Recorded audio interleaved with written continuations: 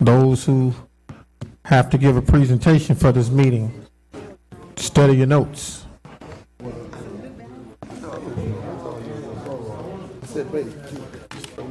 Hello, everybody. Welcome to the Council Chamber of East Baton Rouge Parish. And on behalf of the Metropolitan Council, thank you so much for tuning in for tonight's meeting, the 27th of March, 2024, already springtime. Our council members are here. They're ready to go. And at this time, here is the Mayor President Pro Tem of East Baton Rouge Parish, Councilman Lamont Cole.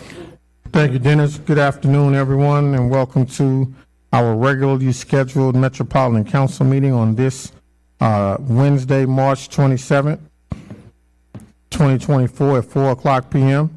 At this time, I'd like to pass it to Councilmember Rowdy Gode of District 3 to introduce our guests who will be leading us in the Pledge of Allegiance and a moment of prayer. Thank you, sir. Thank you, council members. I want to introduce a couple of very special guests who are joining us today. First, for our invocation, Miss Marcela Hernandez. She is the Program and Organizing Manager for the Louisiana Organization for Refugees and Immigrants, known as LORI. Marcela and that organization have been very kind to me and a few other council members, inviting us to several events. And she and I have struck up a really good friendship. And so I asked if she would come and grace us with the invocation today. And then at one of those events that she was kind enough to invite me to, I got to know her beautiful daughter, Valentina. And so I asked that Valentina, who is a kindergartner at Flame, would grace us with the Pledge of Allegiance. Now, council members, normally during the Pledge of Allegiance, someone starts with the first three words and then we all join in. But for purposes of Miss Valentina, she would like to read the Pledge of Allegiance all by herself as we have our hands over our hearts and face the flag. So I'd ask that we, in this instance, refrain from repeating, but let Miss Valentina lead the Pledge of Allegiance. So I'm going to ask Marcela to come on up and get us underway with the invocation.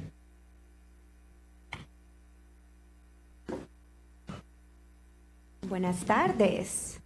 Good afternoon. Good afternoon. ¿Cómo están? How are you? I have no idea. All right. So, querido Padre, el día de hoy vengo hacia ti para darte las gracias por nuestras vidas, por tu infinita misericordia y amor hacia nosotros. Quiero darte las gracias por cada una de las personas presentes aquí, por sus familias, amigos y por darnos la oportunidad de vivir un día nuevo. Señor, deseo poner en tus manos nuestras vidas, que nos otorgue sabiduría para hablar, actuar y pensar. Pongo en tus manos cada decisión que ellos deben hacer para el bienestar de nuestra comunidad y te pido que tu Espíritu Santo los guíe por el camino de la justicia y la solidaridad. Gracias, Padre, por permitirnos hacer un impacto significativo en esta ciudad y pongo en tus manos cada decisión que tomarán el día de hoy. Protégenos, Señor, en todo momento, de todo mal y tentación, y guíanos por los caminos de luz. En el nombre de tu Hijo Jesús. Amén. Amen. Dear Father, today I come to you to thank you for our lives and for your infinite mercy and love towards us. I want to thank you for each of the people present here, for their families and friends, and for giving us the opportunity to live a new day. Lord, I wish to put our lives in your hands, that you grant us wisdom to speak, act, and think. I place in your hands every decision they must take for the well-being of our community, and I ask that your Holy Spirit guide them along the path of justice and solidarity. Thank you, Father, for allowing them to make a significant impact in the city, and I place every decision they will make today in your hands. Protect us, Lord, at all times from all evil and temptation, and guide us along the paths of light. In the name of your Son, Jesus. Amen. Amen.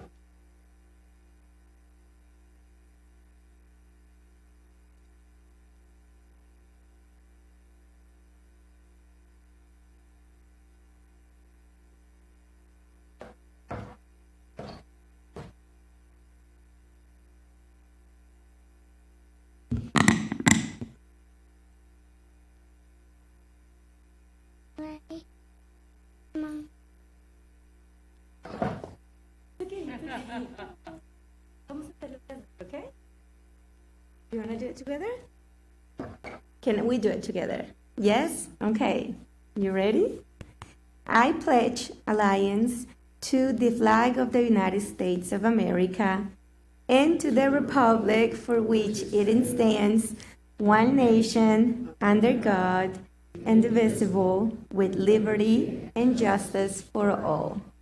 Thank you.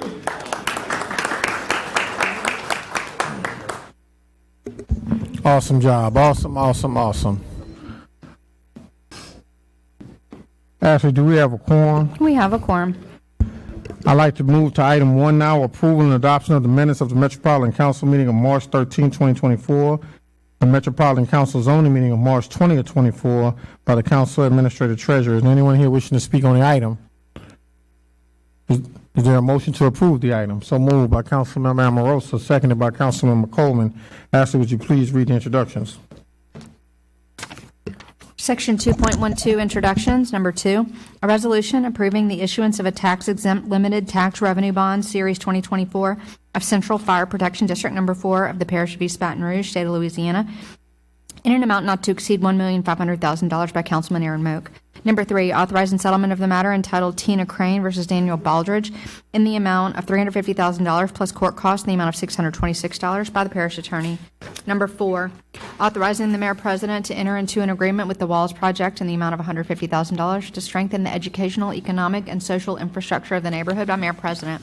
Condemnation introductions. Number 5, Alvin Carter, 4823 Ford Street, Council District 5, Hearst.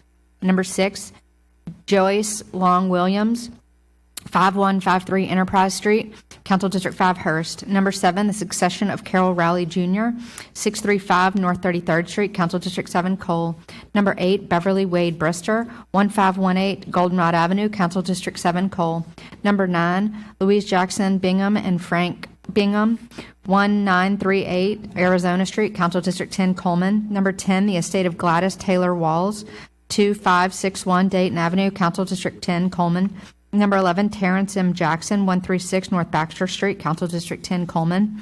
Number 12, Elizabeth Washington, 2026 Tennessee Street, Council District 10, Coleman. Number 13, CFB 1956 LLC, 4736 Loyola Drive, Council District 12, Raqqa. UK property introductions. Number 14, Lot 4, Subdivision Goodwood Homesites, Council District 6, Dunn Jr. Number 15, Lot 13 Part, Subdivision Sword Edition, Council District 10, Coleman. Number 16, Lot 85 with Part, Subdivision North Baton Rouge, Council District 2, Banks. Number 17, Lot 88, Subdivision Riverland, Council District 3, Goday. Number 18, Lot 62, Subdivision Sable Chase, Council District 3, Goday. Number 19, Lot 48B1, Subdivision South Highland Industrial Park, Council District 5, Hearst. Number 20, Lot 87, Subdivision Riverland, Council District 3, Goday. Number 21, Lot 52, Subdivision Sable Chase, Council District 3, Goday. Number 22, Lot 8, Subdivision Sherwood Meadow, Council District 8, Amoroso. Number 23, Lot 8-11, Square 46, Subdivision Banks, Council District 10, Coleman. Number 24, Lot 8, Subdivision Swart Addition, Council District 10, Coleman. Number 25, Lot 35, Subdivision Bakerfield, Council District 2, Banks. Number 26, Lot 40 plus Square C, Subdivision Doherty Place, Council District 7, Cole. Number 27, Lot 10, Square 23, Subdivision Standard Heights, Council District 10, Coleman. Number 28, Lot 26, Square 37, Subdivision South Baton Rouge, Council District 10, Coleman. Number 29, Lot 65, Square 10, Subdivision South Baton Rouge, Council District 10, Coleman. Number 30, Lot 18, Square 42, Subdivision South Baton Rouge, Council District 10, Coleman. Number 31, Lot 21, Square 42, Subdivision South Baton Rouge, Council District 10, Coleman. Number 32, Lot 24, Square 42, Subdivision South Baton Rouge, Council District 10, Coleman. All items that require reading have been read, and a motion to introduce all items is in order. Is there a motion to introduce the items? So moved by Councilmember Amoroso, seconded by Councilmember Coleman. Any objections? All items have been introduced. Council members, if you go to a separate seat for condemnation, I'm going to read DPW recommendations as they were given to us. They are to proceed with items 51, 52, 54, 55, 56, 57, 62, 63, and defer for 90 days items 58, 59, 60, and 61, and to delete item 53. Is there anyone here wishing to speak on any condemnation? Anyone wishing to speak on a condemnation? Come on down, state your name and address for the record. And if you could tell us what item it is as well.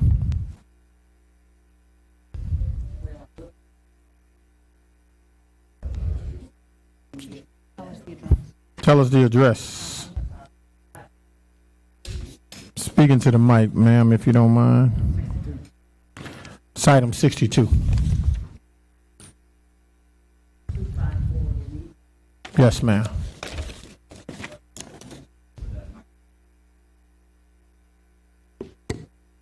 Can you hear me? Okay, good. All right. Go ahead, ma'am. What's Now, your... your question was it here for condemnation? Is that, whose question was it? Yeah. Are you here for a condemnation? Is anyone? Yes. I assume that's what I'm here for. Okay. I'm not certain. I'm new to this, so I'm asking you guys to bear with me on this. I was told to board up the house at 254 Louise Street, in which I've done that. I try to keep the grass cut and everything. The house is not in any endangerment to anybody. And I personally feel like I'm consistently being harassed because there's a person in the area who wants to buy my property.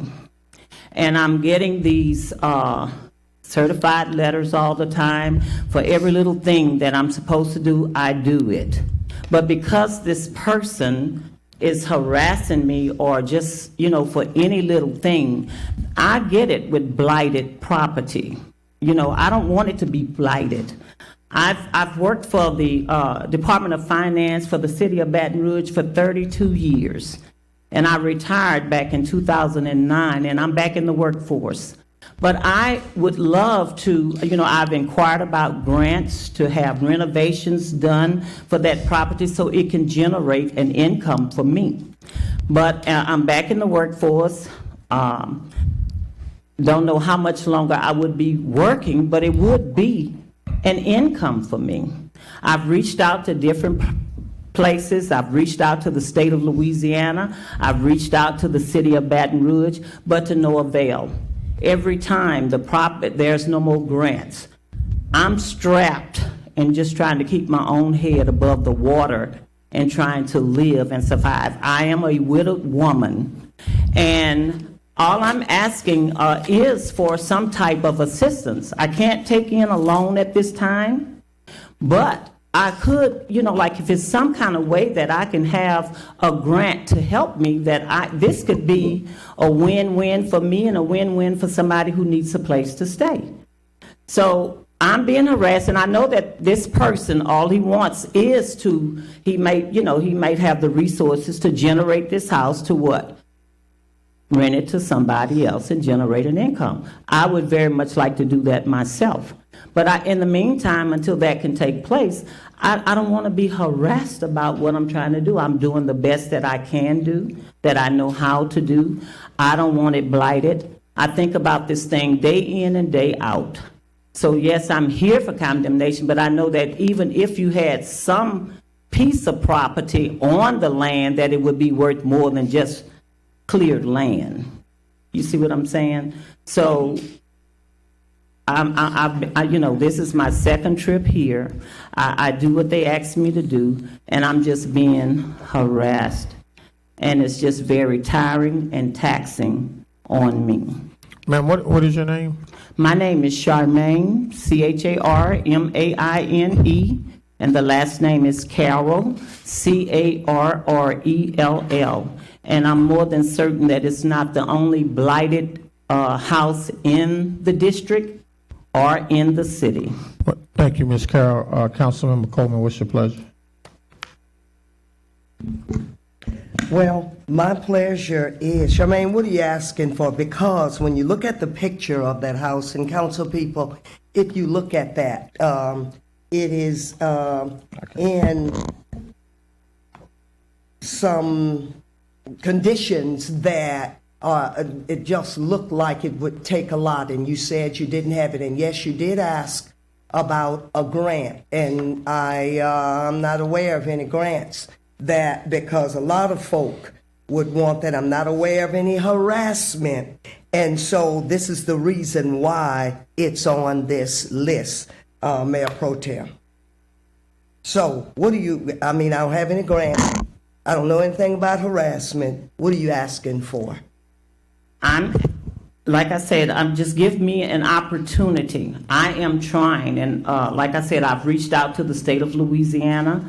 I'm trying to form and take whatever steps that I'm being advised to, maybe form an LLC that I possibly can get a grant for renovations or something of that nature. Listen, this is all new to me. And I don't know all the necessary steps to take. But I am trying to take some steps. But in the meantime, like I say, the house is not leaning. It's not doing any of that. It's boarded up. It's in between two houses. It's in between my mom's house and another house. And it's not in any endangerment. They don't have any drug addicts up in there. The doors are not kicked in or anything of that nature. No, it's not a pretty picture. I agree with that. I mean, I get it with blighted. Like I say, I don't want it to be blighted. I would prefer it to be renovated and occupied. That's what I really would like. But at this time, I don't have the resources to do that. So I'm trying to find some resources that I can get it in a livable condition. 30 days, 60 days. I mean, that's all that I can do at this point here. So I don't know of any grants, and I don't know about anybody harassing you. Well, when I say that's what I have to offer. Well, And I'm not saying that you're harassing me. No, I'm not even not making at that all. indication. Not but at all. No, there's this person in the community I that understand. knocks on the Carroll. doors. Ms. Carroll, how much time would you like on that facility, 30 or 60 Well, days? I'm sorry, what was that? How much time would you like, 30 or 60 days? 60. All right, Councilmember Coleman, is that okay And with in the you? result of, if it's not done in 60 days, then what is the repercussion of that? Reach out to Councilmember Coleman's office, it's in her district, and have a conversation with the council member, and she will work you through the process. Okay, well, thank you very kindly. Yes, ma'am. So is that a motion for 30 days on, 60 days 60 on that item? days, yes. 60 days on item 62, seconded by the chair. Is there anyone else here wishing to speak on the condemnation? Anyone else here wishing to speak on the condemnation? I have a question. Councilmember Moe. Ma'am, could you come back up? Yes, ma'am.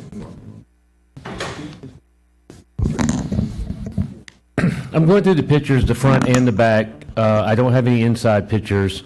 Have you, and this doesn't, I don't imagine, cost anything, but first question is, have you done, other than looking for grants, and I assume you've done that online or something like that, have you done anything physically by having a contractor come out there and see anything, having neighbors come by and ask for renovation help or anything like that? Have you had anybody look at the place and give you any kind of idea of the feasibility of actually doing something with this property?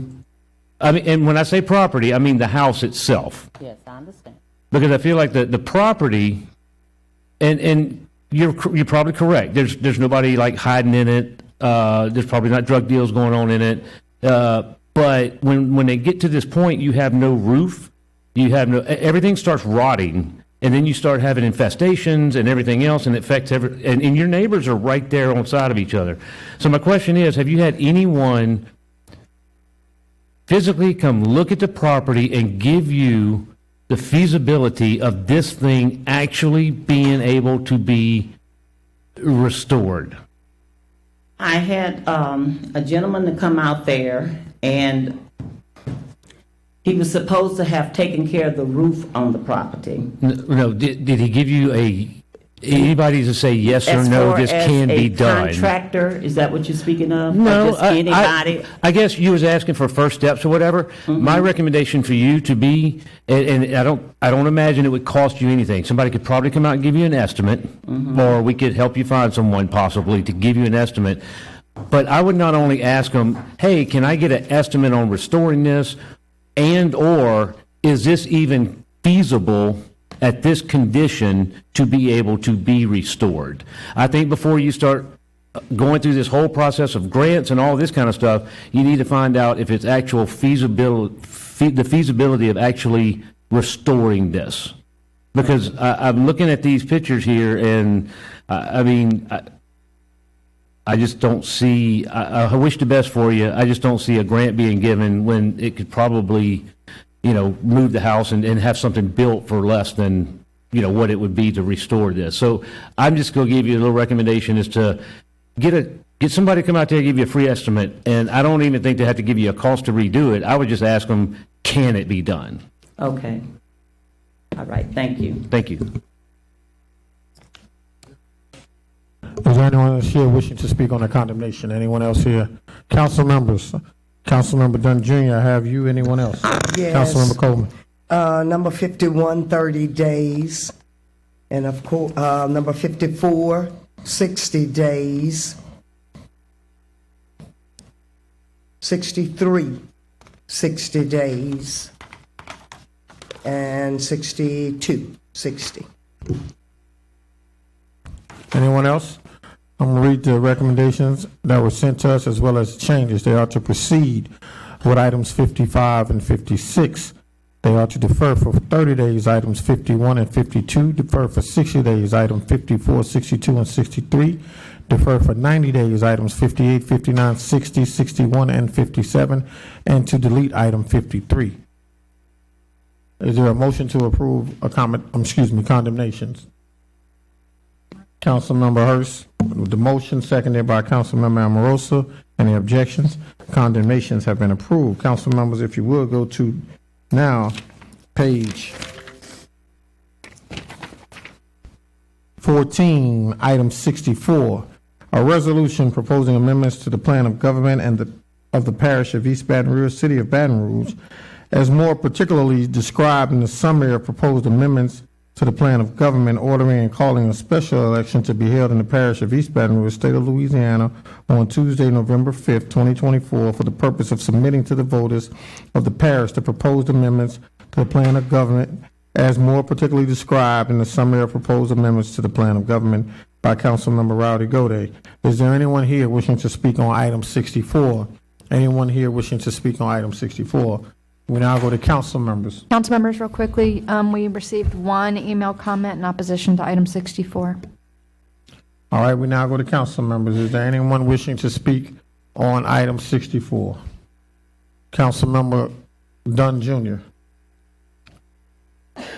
Councilman Gode, you authored this. I know you may want to go last, but I just want you to go through some of the substantive changes that have been presented and the changes that we've discussed. You want to do that last, or you want to do it now? Okay. Anyone else wishing to speak on the item? I'll tell you what, Councilmember Gode, why don't you go through it now, and I'll still give you all of your time at the end, so if you want to speak last, so that we can be aware for those of us who may not have dug deep. You had the public hearing? Yeah, okay, all right. Okay, so the ask was for the substantive changes, so I'll hit what I'll call a few of the highlights, but let me just say there are amendments throughout the entirety of our plan of government document, 12 chapters, and there are what have been referred to as administrative changes, so out-of-date references, title updates for department leaders. Those are those amendments are proposed throughout the entirety of the document. I think what's generated the most attention and discussion, I will start in Chapter 4, that is the chapter for the Mayor President's office, is, number one, a residency requirement for anyone who is seeking the office of Mayor President. That is a 2-year residency requirement, meaning that 2 years prior to the date in which that person qualifies to run for office, they have to have resided in East Baton Rouge Parish.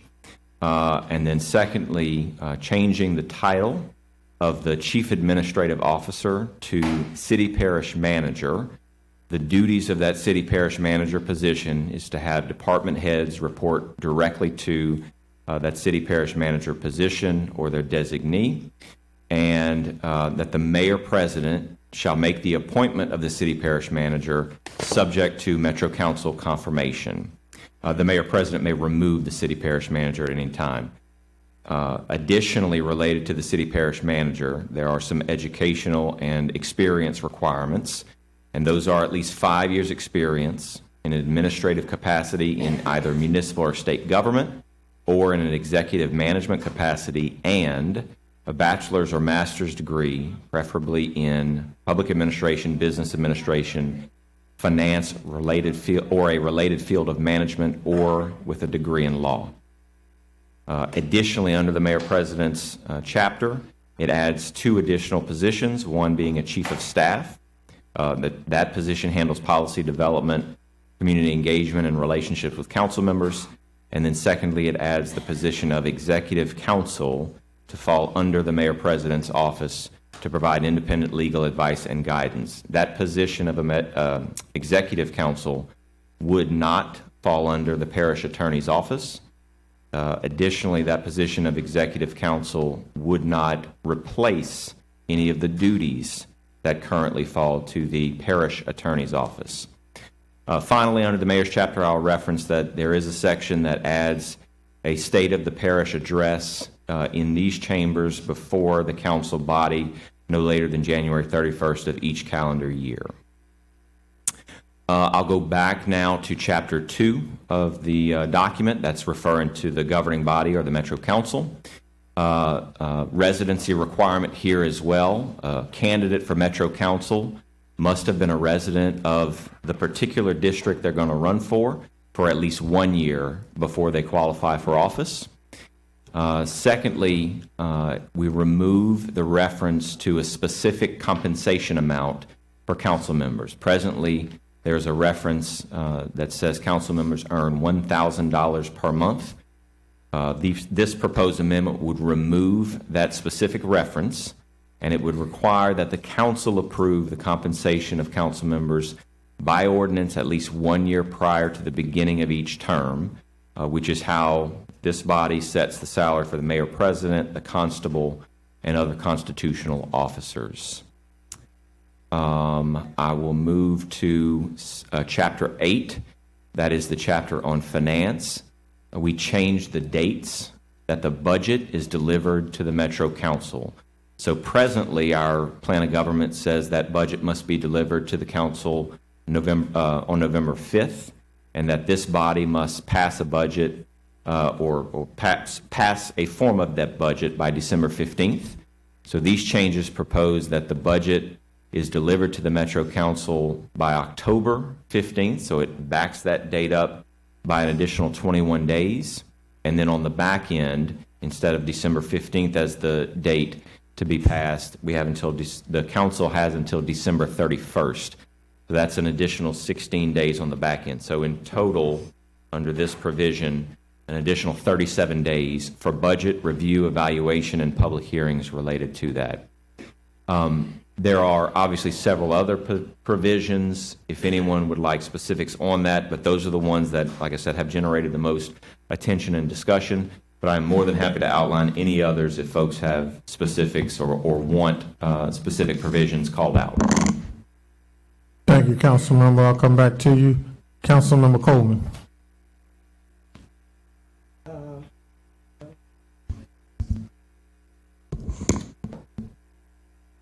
And as I hear all of this, I ask the question, why?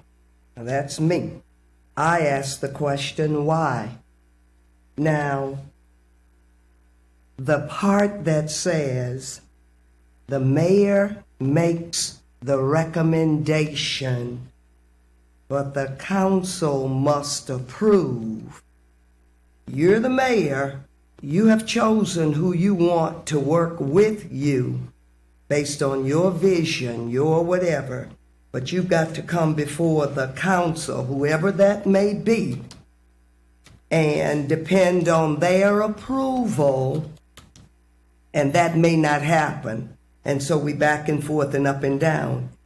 The other bigger concern of mine is I went to the City of Mayors Conference, And there were some mayors there that had this, the position of city manager.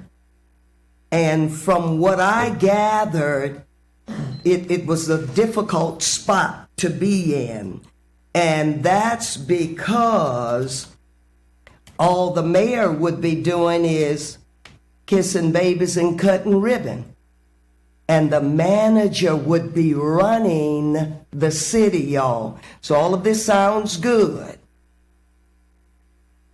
And then on top of all of that, the constituents are the one that voted for the mayor. That's just like any one of us up here. The constituents voted for us.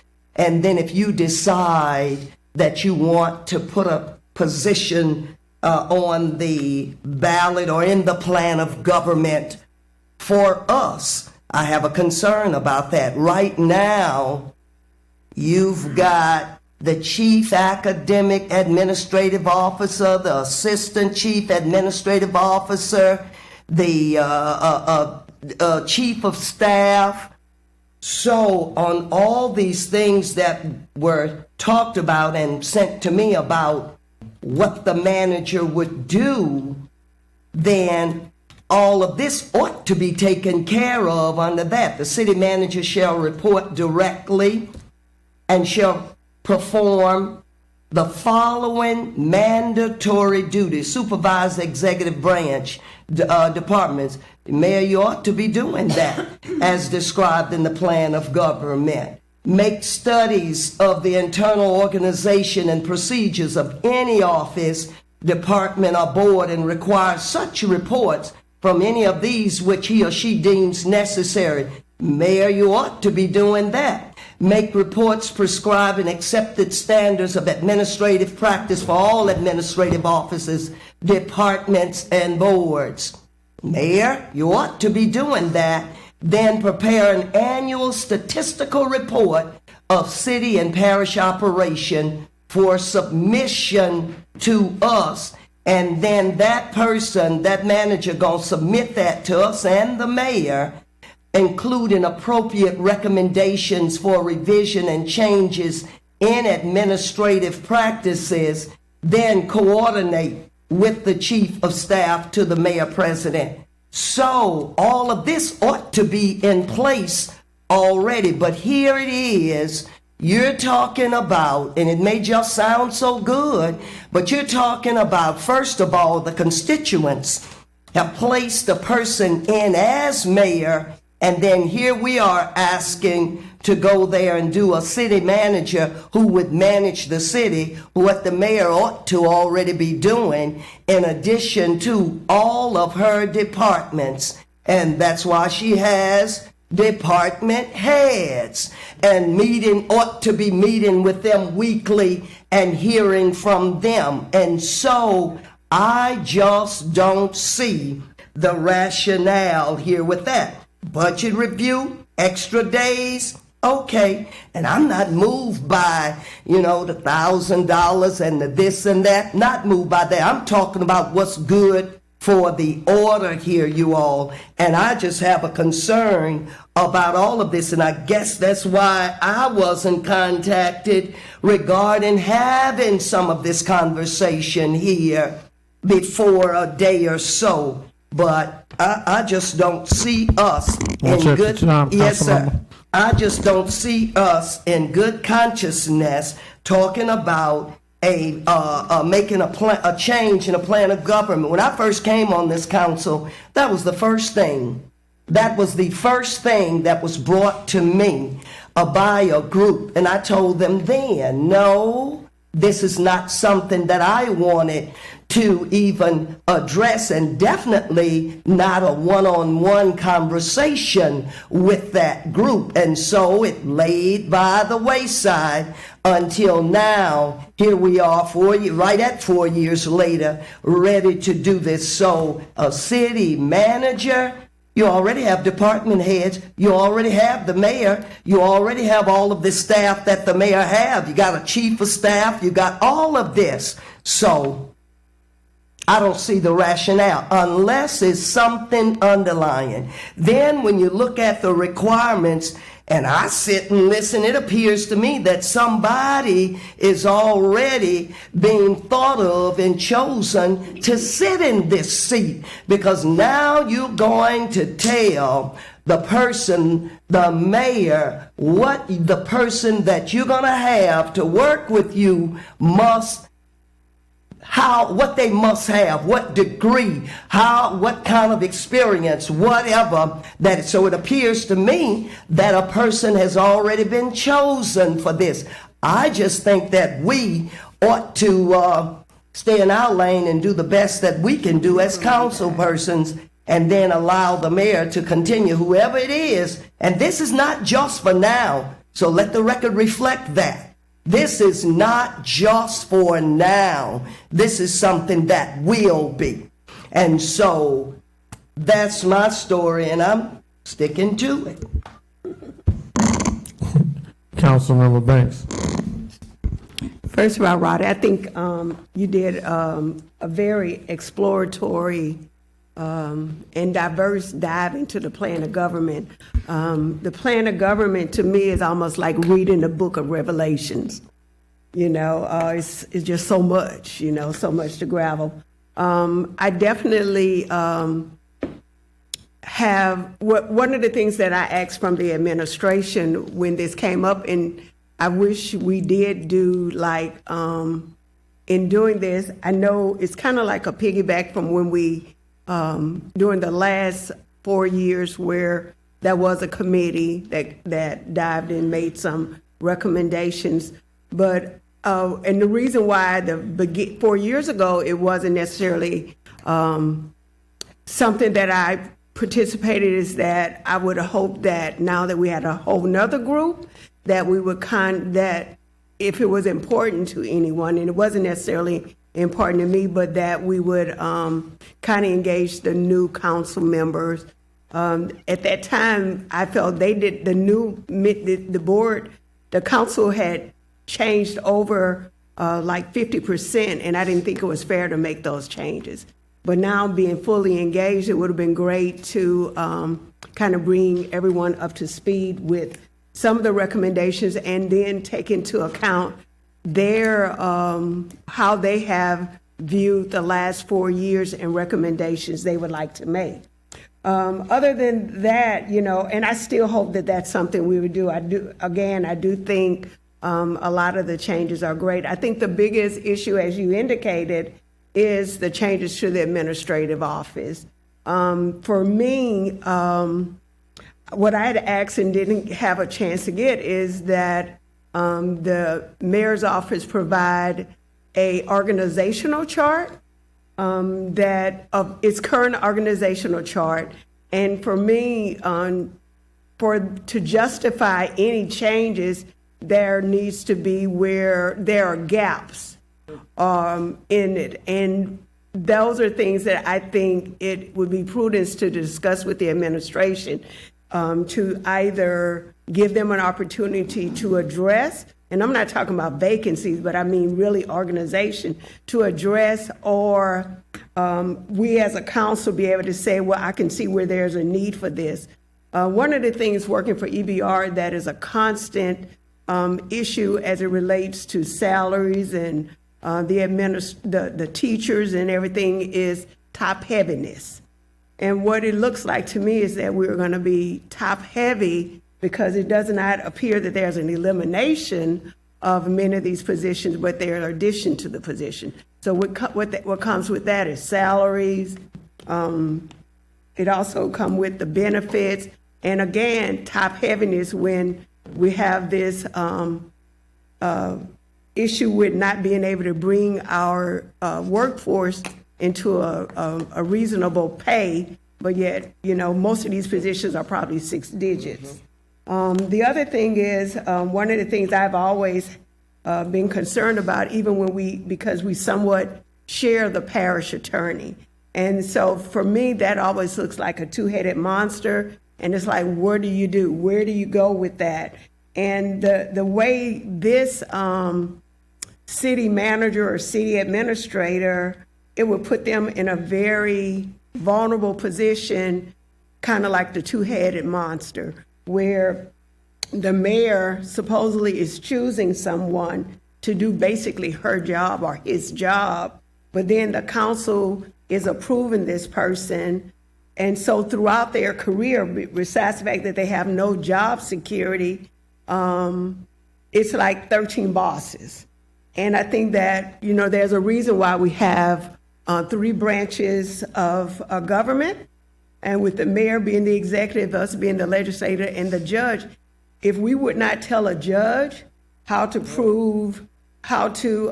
choose how they get someone to do the city court, we shouldn't be telling the executive branch how to choose their administration.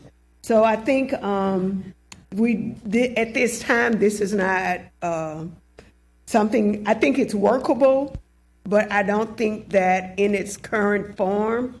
And I do think that we all need to go back, because I wasn't included. I'm the kind I like surveys. Y'all know I like PowerPoints.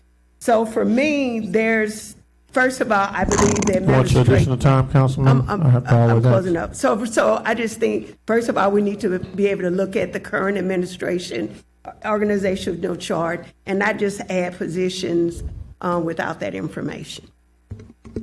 Councilmember Moe. Thank you. Pulling it up here.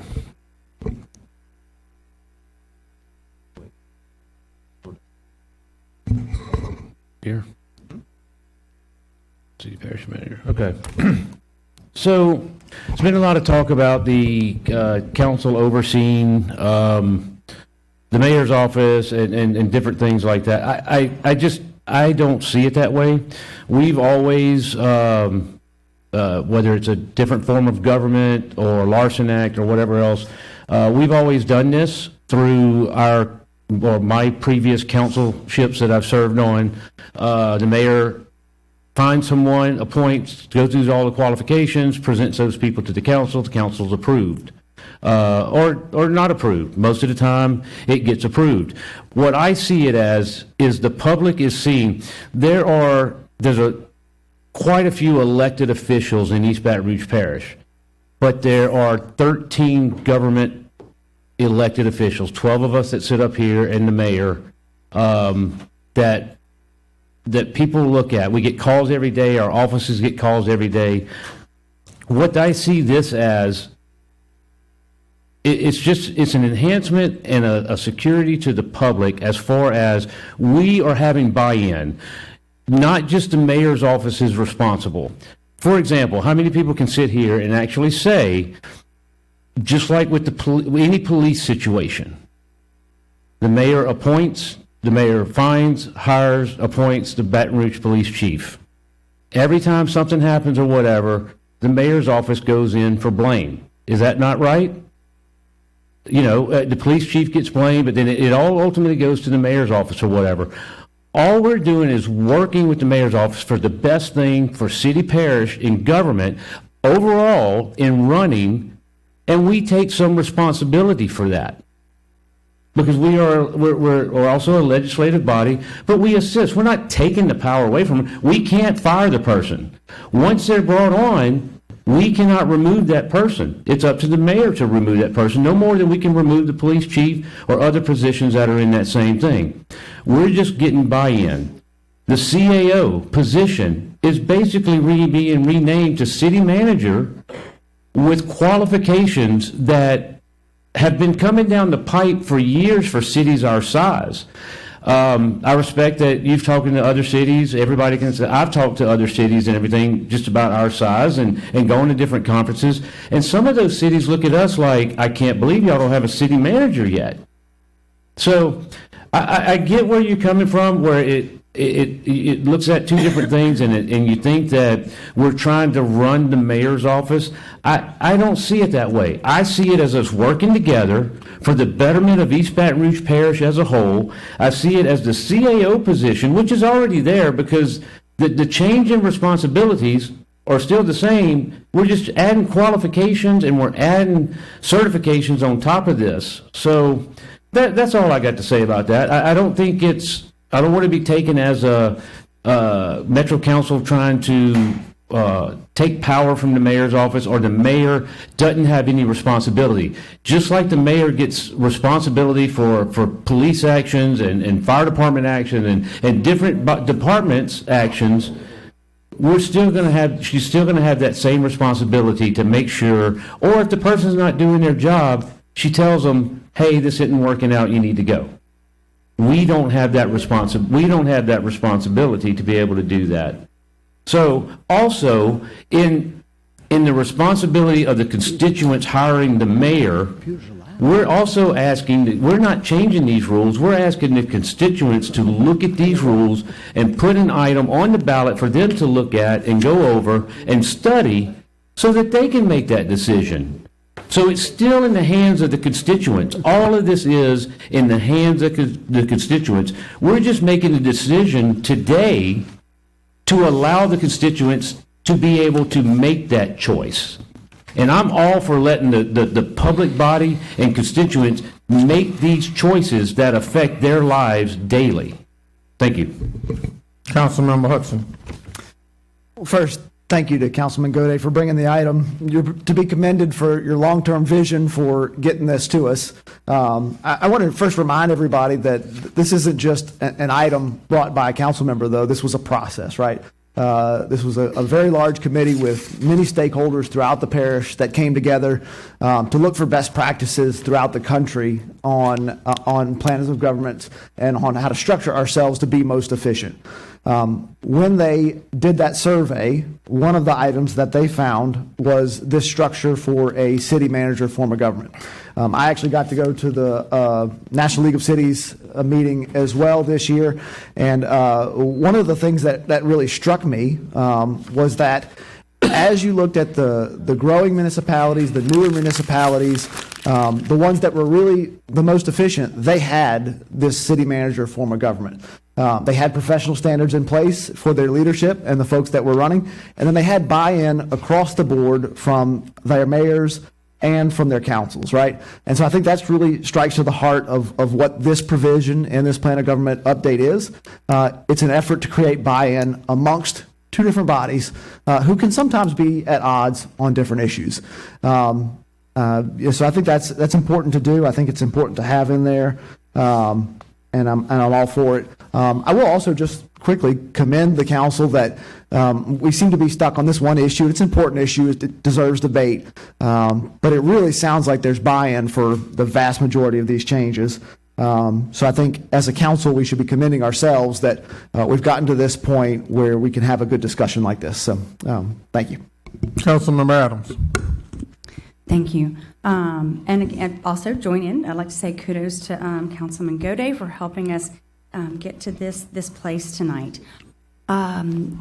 Council approval of the mayor's appointment of city manager is no different than Congress's approval of all of the cabinet secretaries that serve the President of the United States. It's no different than legislative approval of all of the agency heads that serve at the pleasure of the governor. This is an advice and consent function that is found in government from cities all the way to nations, and so I do think it's an appropriate check and balance. As someone, maybe, I don't know, might be the only person in the room, or at least up here on the dais, who has a master's in public administration, I went to grad school to learn how government worked. What's the function of government? I find it fascinating, and I guess the thing that really catches me about this is that, America started out as a very rural nation, right? I mean, you had little small cities, and you could elect someone to be your mayor, and they could know everything about the operation and delivery of services in your community every single day. And as our nation grows, as we become more sophisticated across the country, but also especially in Baton Rouge, we are no longer the little tiny kind of rural capital of Louisiana, kind of the cousin to the big metropolis of New Orleans. We are now the largest parish in the state and the seat of state government. And I think that requires a different level of engagement. And we want to be as absolutely professional in all of all the decisions we make and all the activities we undertake. And I think this is a really wise move into the future of city government. I also think we have to acknowledge that as a consolidated government, we are asking our mayor president to be both mayor of the capital city. And I always say we are a mid-sized city with some big city problems and a small town mentality. Everybody in Baton Rouge still knows each other, and we love that. But we have big challenges. Some of them are problems that we brought on ourselves, and a lot of them are problems that we did not bring on ourselves. They're where we're located and the challenges that we face. Just because of who we are and what our weather can be and our flooding can be at times. And then we are also asking one person to also be president of the parish. And as each of us knows, just from our districts, our districts themselves have a wide range of issues and things that we have to deal with. And we're asking one human being to also be the president of the parish while being the mayor of the city as well. So I think that the job has grown exponentially as the city parish has grown. And I think that we would do a great service not only to the citizens of our city parish, but also to our chief executive and to council members to bring a city manager on staff and to operate in that manner. So I am in support of this, and I would like to move for adoption of the measure. Motion by Councilmember Adams. Is there a second? Seconded by Councilmember Amorosa. Councilmember Dunn. Thank you. I'll start with my council colleague, Mr. Hudson, as he complimented our colleague, Mr. Gaudet, on this legislation. I remember him complimenting on Councilman Gaudet, and he said something about, with the massage legislation, that it was the best legislation that he ever seen drafted or something like that. But we've been bombarded with calls, and Lori and Rowdy have, about the issues with that piece of legislation. As I told you, I had plenty of issues with that legislation, bringing it forward when we did it, but we moved forward on it anyway, and it's a lot of problems. Nevertheless, on this item here, I got to commend Councilman Gaudet as far as my experience with him on this. We did sit down and talk about this and discuss it and made some changes. What I would tell you is I share Councilwoman Coleman's concern. I share Councilwoman Banks' concern. All of those concerns are rooted in pretty much the past of where this originated, how it started, who rolled it out, the original draft of it and the things that it did. The original draft was presented way before this body was seated. It seeked to take the power and authority away from the mayor. It seeked to, in my opinion, take the voting block and the power away from minorities and African Americans in this parish. So I think the issues that is being faced with today is not necessarily the work that Councilman Gaudet has done today. Some of his original draft, when he first got appointed or ran on a polls on the council before any of us got sworn in, and he was promoting and marketing this piece of legislation, had some of that stuff in it. But to give him credit, he's had numerous conversations with several of us, and a lot of that has been taken out. I do think this form is a much better form. I think what the mistake is that Councilman Gaudet failed to talk with each and every colleague, each and every stakeholder. And I know all of us don't do that all the time. Maybe you count your votes and you get your votes and you move forward. But with something this delicate, I would urge you to move forward having those conversations, because as someone said, I don't think this is the context of this current draft is the issue. It's the past, and it's the distrust is what you're hearing. So I would urge you to defer this, have those conversations with these council members, have them to understand the changes you've made, the edits you've made, so it can move forward harmoniously and won't move forward under some cloud of suspicion or distrust. One thing in particular, the city manager, just the name, the title, what that serves in some municipalities and some government. It does replace the mayor. It does take the power away from the mayor. As I read this draft, I don't believe my understanding of that does that. I think it's basically what Dante does now. And I'm gonna ask Dante, come up and tell me, Dante, if I'm off in this. I don't have much time. Come on, move with a purpose.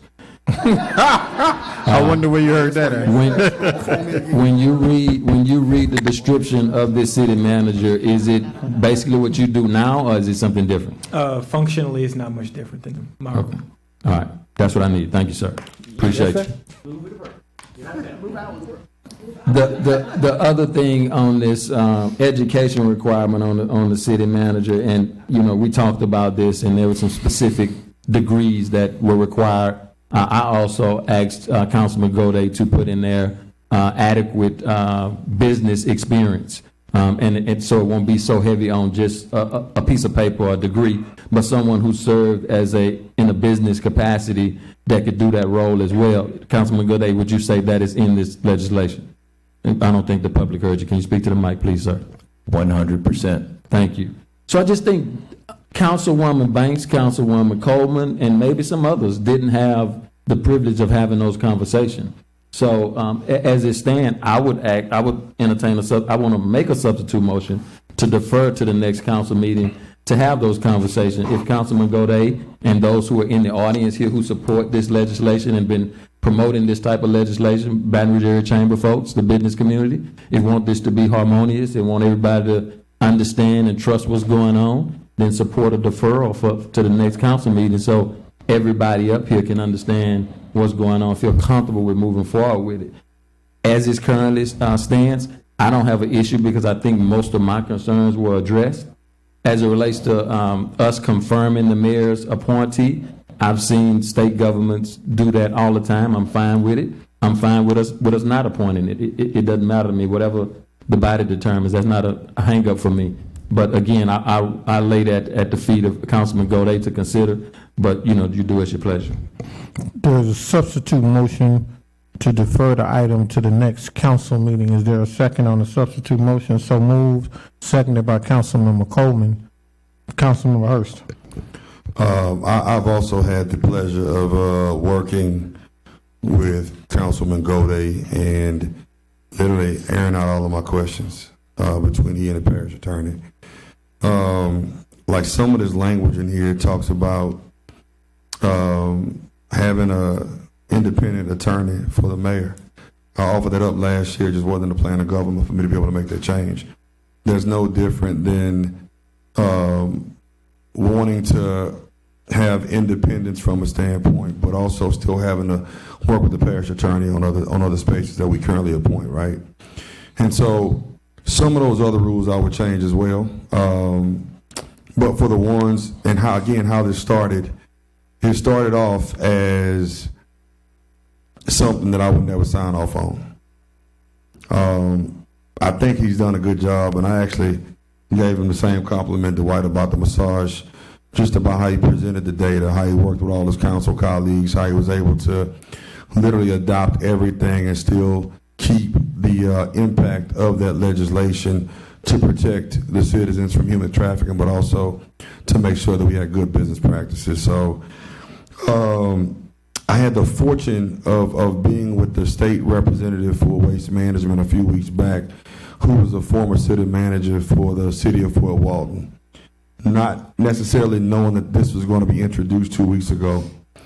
And I started asking him those questions because I knew that these discussions were happening. And by the time we finished that discussion, his response was, I would have it no other way. And what it does is it makes sure that a businessman is doing the business for the city, someone who has executive experience, state government experience. Some of those reports that we're talking about getting back, that's corporate America one-on-one, you just bringing in. So now we're finally making the business of the people no different than the business in the corporate world. And I think them coming back, talking about best practices, how to improve processes, give the report, and I went over there to ask Dante directly, and Cleve always beats me to it. How will this directly affect your current role? He said it wouldn't change, and I just want to know publicly if this were to go into effect, would that challenge your position or would you be grandfathered in? Couldn't answer that question for you. So I'm going to ask the parish attorney to answer that one for me. Or Ashley Beck, either one. It would not affect any current employees because that is about the hiring of a new sitting parish manager and not existing employees. I just wanted to have that answer on public record. So that's it. That was so same duties wouldn't affect your role, but we'd also get somebody that we were able to work with, and because and I go back to why I think this would be good for minorities, not why it wouldn't be good. It would be good because we get to take a bipartisan approach to select somebody that we want to work with, and so that's the other part of it. I mean, if you are in minority districts, you are in some of the most underserved, marginalized communities that exist in Baton Rouge. A lot of times, low education, high crime, and other things.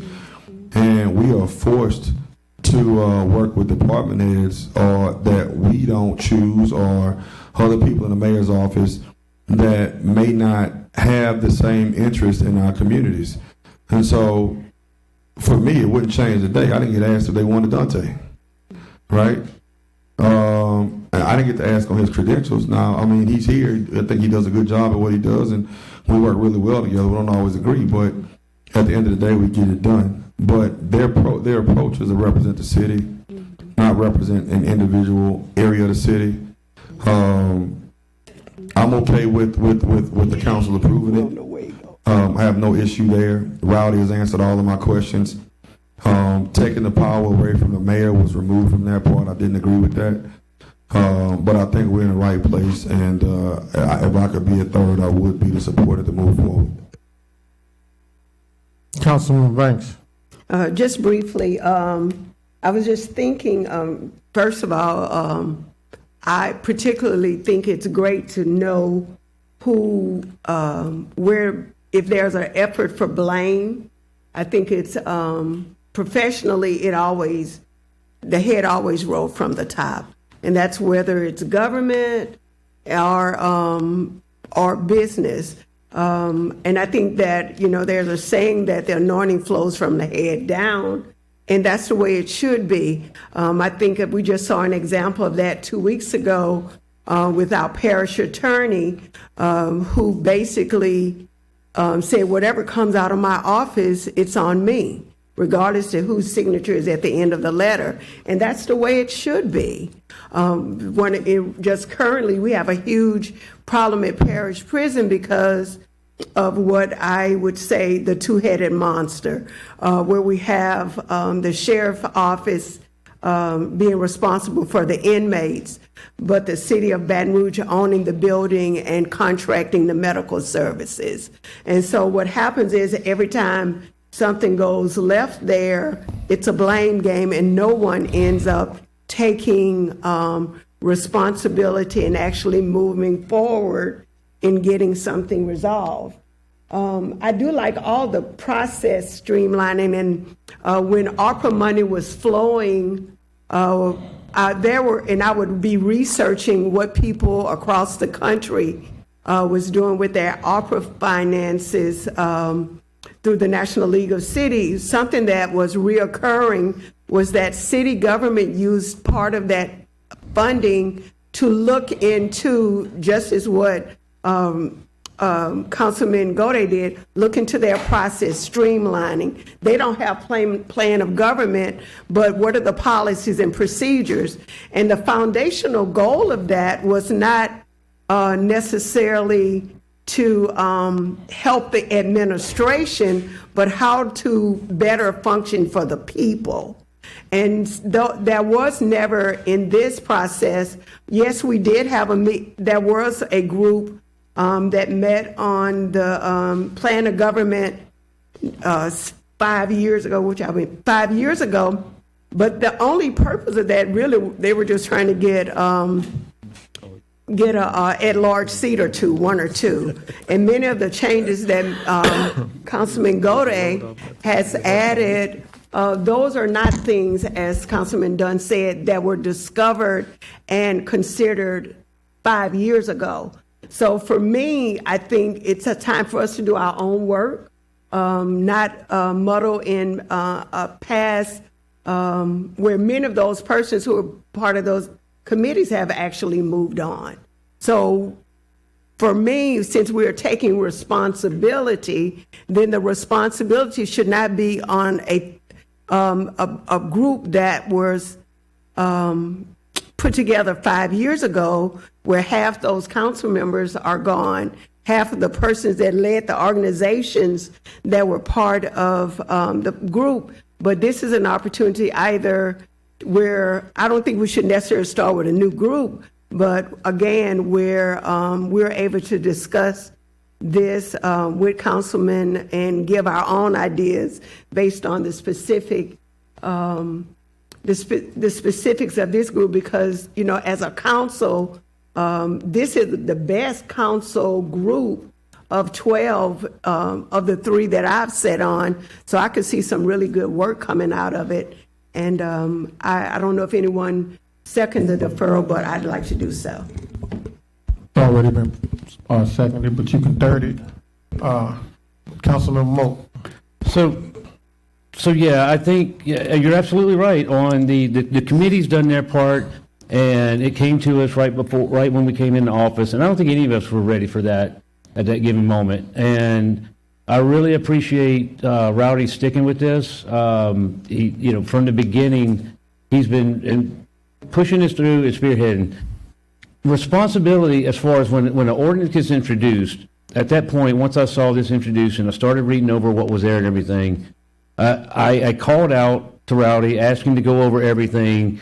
I took the initiative to go to him and let's break this down. I want to see what this is. City manager wise, you know, like I said, I'd heard about him, I'd talked about him, and that's why I like what I see in here. Councilman Dunn was absolutely correct. I think filtering out, you know, not passing it when we first came on the council was probably the best idea, because it gave us time to analyze and go over everything. And whether you've looked at this over the 4 years that you've been on, or you just started looking at it at introduction, which was 2 weeks ago, I guess it was 2 weeks ago or more, depending on how the dates fall out. But I think we're ready for this. As far as the city goes, and look, I appreciate the debate that we've had. I think we're looking at changing a plan of government, not to an extreme extension. We've taken everything from the committee, we've broken it down. We're having great debate tonight, so I would like to see us, you know, move forward with this, and let's get this done. Rowdy, thank you so much for getting us to this point and staying on top of this basically for almost 4 years now. Thank you. Councilmember Gode. All right, thanks to everybody for the discussion on this. I will provide responses for Councilmember Coleman and Banks, although I intentionally don't call it a rebuttal. I think the points you all articulated tonight is a perspective that we'll hear from the public if this goes through. And so the points that you brought forward with respect to the city parish manager and sort of where are the gaps in the organization, I think are things that the public is curious to know about. And so, again, not a rebuttal, but a providing of information. With respect to the city parish manager, there's a section in Chapter 4 that outlines, Section 4.03, that the mayor-president is the CEO, the chief executive officer of this parish. There are no amendments to that section. Under the proposed amendments, the mayor-president remains the CEO of this parish. Section 4.04 outlines the duties of the mayor-president. There is one edit to that section, and it's because it refers to the mayor-president as him instead of he or she. That's the only edit to the duties of the mayor-president. Come down to the section on, thank you. Come down to the section on the chief administrative officer. Our current plan of government, the duties of the CAO, as they were read tonight, are exactly what was read except for two changes. So the current plan of government, Chief Administrative Officer, makes studies of the internal organization and procedures of any office, department, or board, makes reports prescribing accepted standards of administrative practice for all administrative offices, departments, and boards, prepares an annual statistical report of city and parish operation for submission. Those duties are in our current plan of government for the CAO role. The amendments are coordinate with the Chief of Staff, which is a newly created position under these amendments, and supervise the executive branch departments. Now, if you go up 2 sections under our current plan of government, the Chief Administrative Officer is charged with assisting in the supervision and coordination of the duties of the Mayor President's office. So the CAO, as Dante outlined, presently holds the same duties as what's being proposed for the City Parish Manager.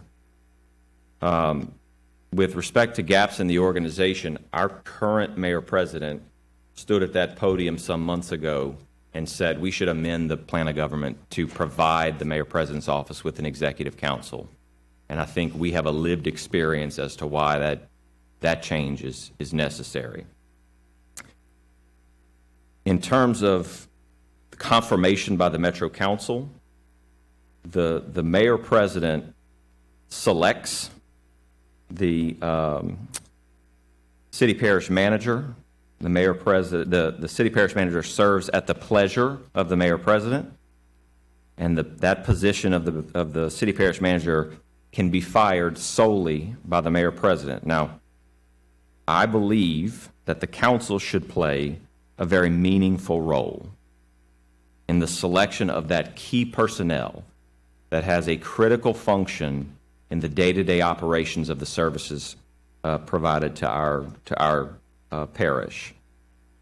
The Metro Council under this provision would play a role in confirming that selection that ensures both the education and the experience requirements are met as outlined in the plan of government, but more importantly, it shows that we are a local democracy and a transparent government, that we as 12 council members are responsive to our residents, our constituents from our districts in how the day-to-day operations of this government is carried out.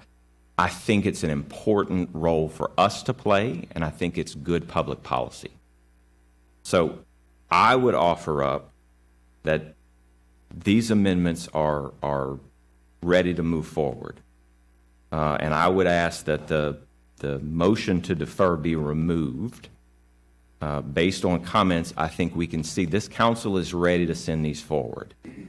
And so I would ask that that motion be removed. Now,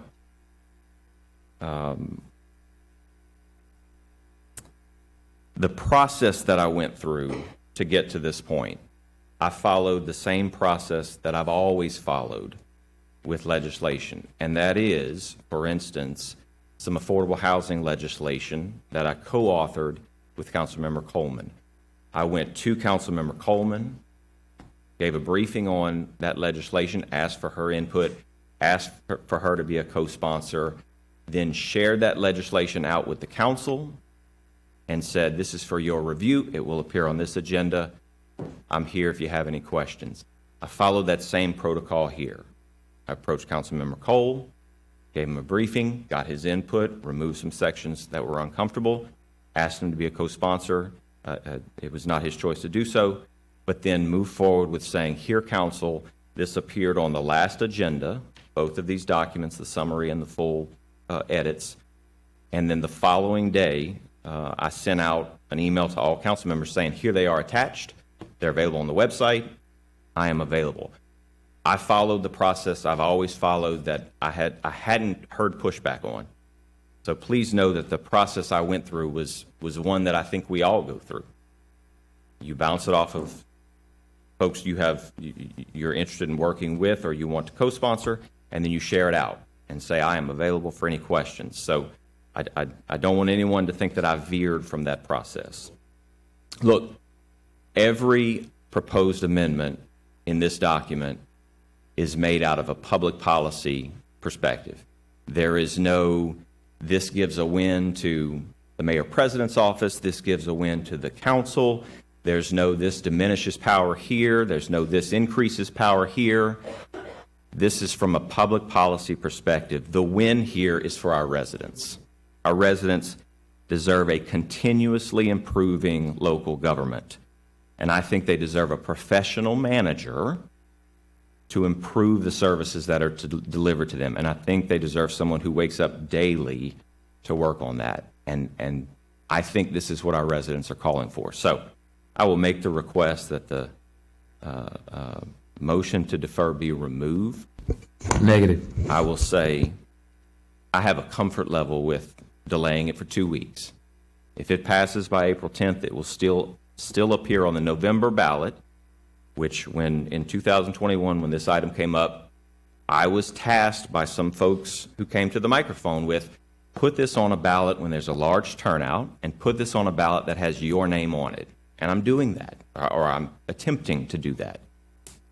So if the answer is negative, I'm comfortable. And defer it 2 weeks. We'll come back and review it in a couple of weeks at that council meeting. But I think we've heard that this council is ready to move this forward, and I think our residents are ready to receive it. All right, thank you. Councilman Hurst. I concur with Rowdy, and I think we're in a position to allow the people to decide. The great thing about the plan of government is that it's not decided on by the Metro Council, but it's decided on by the voters. So at this point, I just ask to allow the people to decide. Thank you. Dante, would you like to offer up a perspective from the mayor's office on any of what you heard before we vote? I appreciate that. Thank you. And Councilman Gode, I do appreciate you getting with the administration, both myself, Julie, as well as the mayor herself. And failed to mention that. Thank you all for the input as well. Appreciate that. No, absolutely. Thank you so much for sending it to us. In consultation with the mayor, Julie and I did send a number of suggested revisions, some areas of concern. Councilman Gode did address many of those before coming up here. Just to talk about the one thing that seems to be a sticking point for this group, and Councilman Hurst, I appreciate you asking about my job security. That's very kind of you. But now that I know I'm not in danger, I like to speak objectively on the matter. So while we do have a very strong working relationship with this council, and the vast majority of things that we bring before you, we're able to hash out, get approved, and we appreciate that.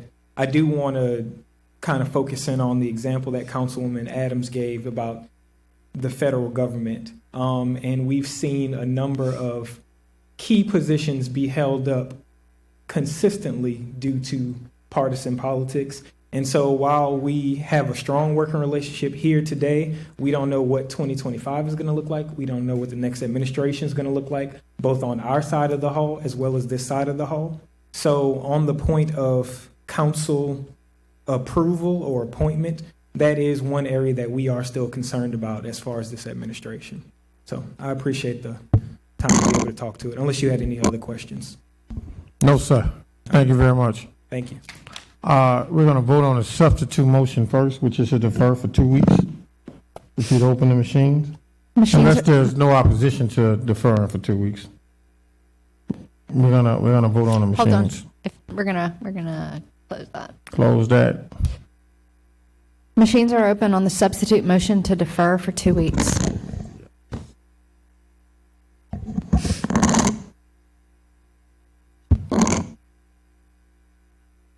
Motion fails. Item fails. We're now going to vote on the original motion, which is to approve.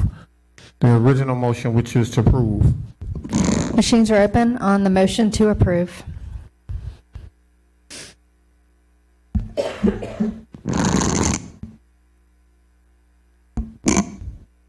Motion carries.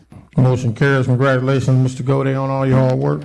We now go to item 65, approving the response provided by the Annual Louisiana. Mayor Pro Tem. Go ahead. A very, very brief moment of personal privilege. We referenced there was a plan of government committee that was formed several years ago. I wanted to recognize Councilmember Donna Collins Lewis, who generated that, and I wanted to thank her. She put a lot of time, energy, and effort, as did the members of that committee. If you go back and look at the members of that committee, many have retired, moved into other roles, there was one consistent linchpin that stayed throughout and was able to provide a lot of input and history on that, and that was Miss Ashley Beck, who I'm going to embarrass right now, who provided a lot of input. She helped me with edits. She added. She gave it good input, and I am grateful for all that she did. She's been with this since the very beginning in her role, and I'm thankful to her. So I wanted to recognize her efforts. Thank you, Ashley. All right. Kissing up to the council administrator. I like it. All right. We now go to item 65, approving the responses provided by the annual Louisiana compliant questionnaire for the year 2023 as required by the legislative auditor in the state of Louisiana by the finance director. Is anyone here wishing to speak on the item? We now go to council members. Is there a motion to approve the item? So moved by the chair, seconded by Councilwoman Coleman. Any objections? We go now to item 66, granting the renewal of a 5-year property tax abatement estimated at $141,607 per year for Brown Eagle Warehouse LLC at 7808 Airline Highway by the planning director. Is anyone here wishing to speak on the item?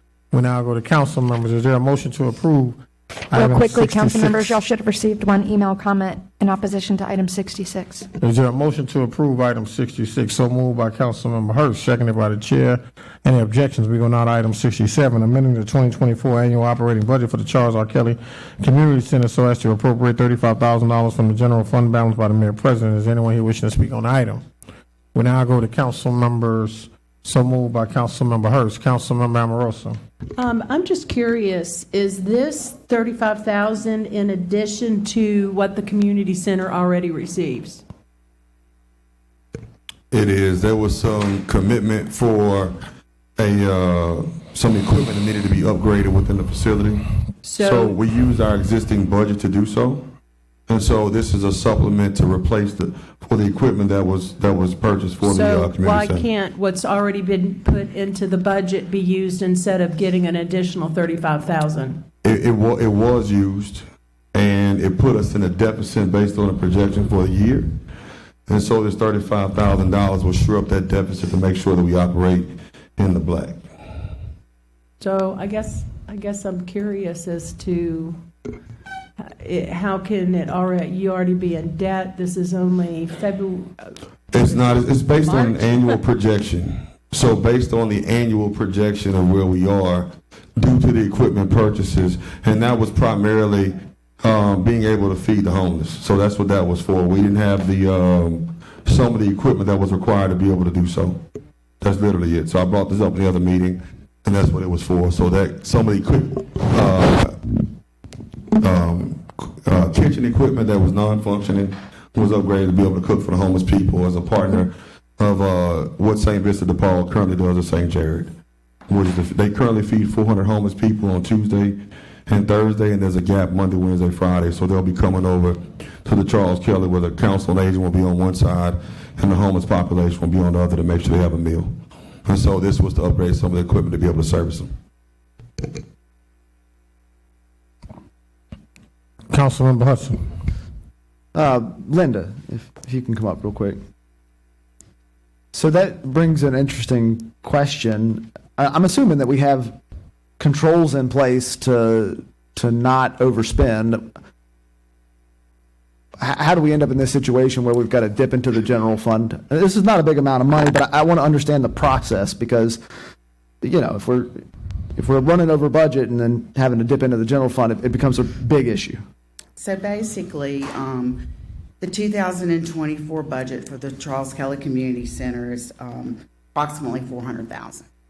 And what that funds is it funds the staff out there, the benefits for the staff, some supplies, and there is some money that they use to do community functions. So if we don't allow the use of the fund balance for the one-time equipment purchase, basically they won't be able to do their community functions this year. And so Councilman Hurst talked to the mayor, and she approved the purchase of the equipment and said this is the budget supplement that will provide the funding for that purchase. So what control is in place to make sure that we don't overspend again? As the expenses move through workflow, we will make sure that, that there has to be a sufficient balance in order to process a payment against it. So what would happen is eventually towards the end of the year, if we do not adhere to our projections and address an issue when it's at hand, you run out of money in November or December, or you're not able to do things during the year with the existing budget. And then we just come to the mayor and get more money? Well, I think that under this circumstance, this was equipment for the community center. I mean, we've been up here several times. The mayor has provided funding for things at the community centers before, capital improvements. So I don't want to say that you run out of money, but you know, if it's a good purpose and you go and ask the mayor and she's in agreement with it, then we will prepare a budget supplement based on her approval and provide the funding. Well, I've got some good things to do in District 9, so I'll be calling you. All right. Councilmember Banks. Yes, ma'am. I think it was maybe a week or two, what's her name, Carissa? I think my girl is Carisha or somebody. But anyway, they sent a, I guess it's like to let you know how much money you have. And, but one of the things that always come up is that there is always, and I don't plan to leave it in December, but there's always, what is that, rollover money? Carry forward, yes, ma'am. Yeah. So So did y'all include that for District 5? We whenever someone comes to us and asks for money, that's really, we do that. That's one of the first things we look at. Do they have carry forward money from a prior year from savings within their operating budget that could be carried forward and used for this purpose? In this instance, this center did not. So. Okay. All right. Councilmember Moak. Councilmember Hurst, just a quick question. So if I got this right, and Linda, if you can stay there for a second. If I got this right, you spent money on fixing equipment at your community center that came out of a particular budget to do projects, which is feed the homeless, yes or no? Yeah. Okay. Do you have X amount of budget to do projects out of your community center? So let me. I got my 4 answer. minutes, 29 seconds. I do, but I want to. I do. The answer is yes. Okay. So you do those projects. Everybody has community centers, does those projects throughout the year based on the budget that they have.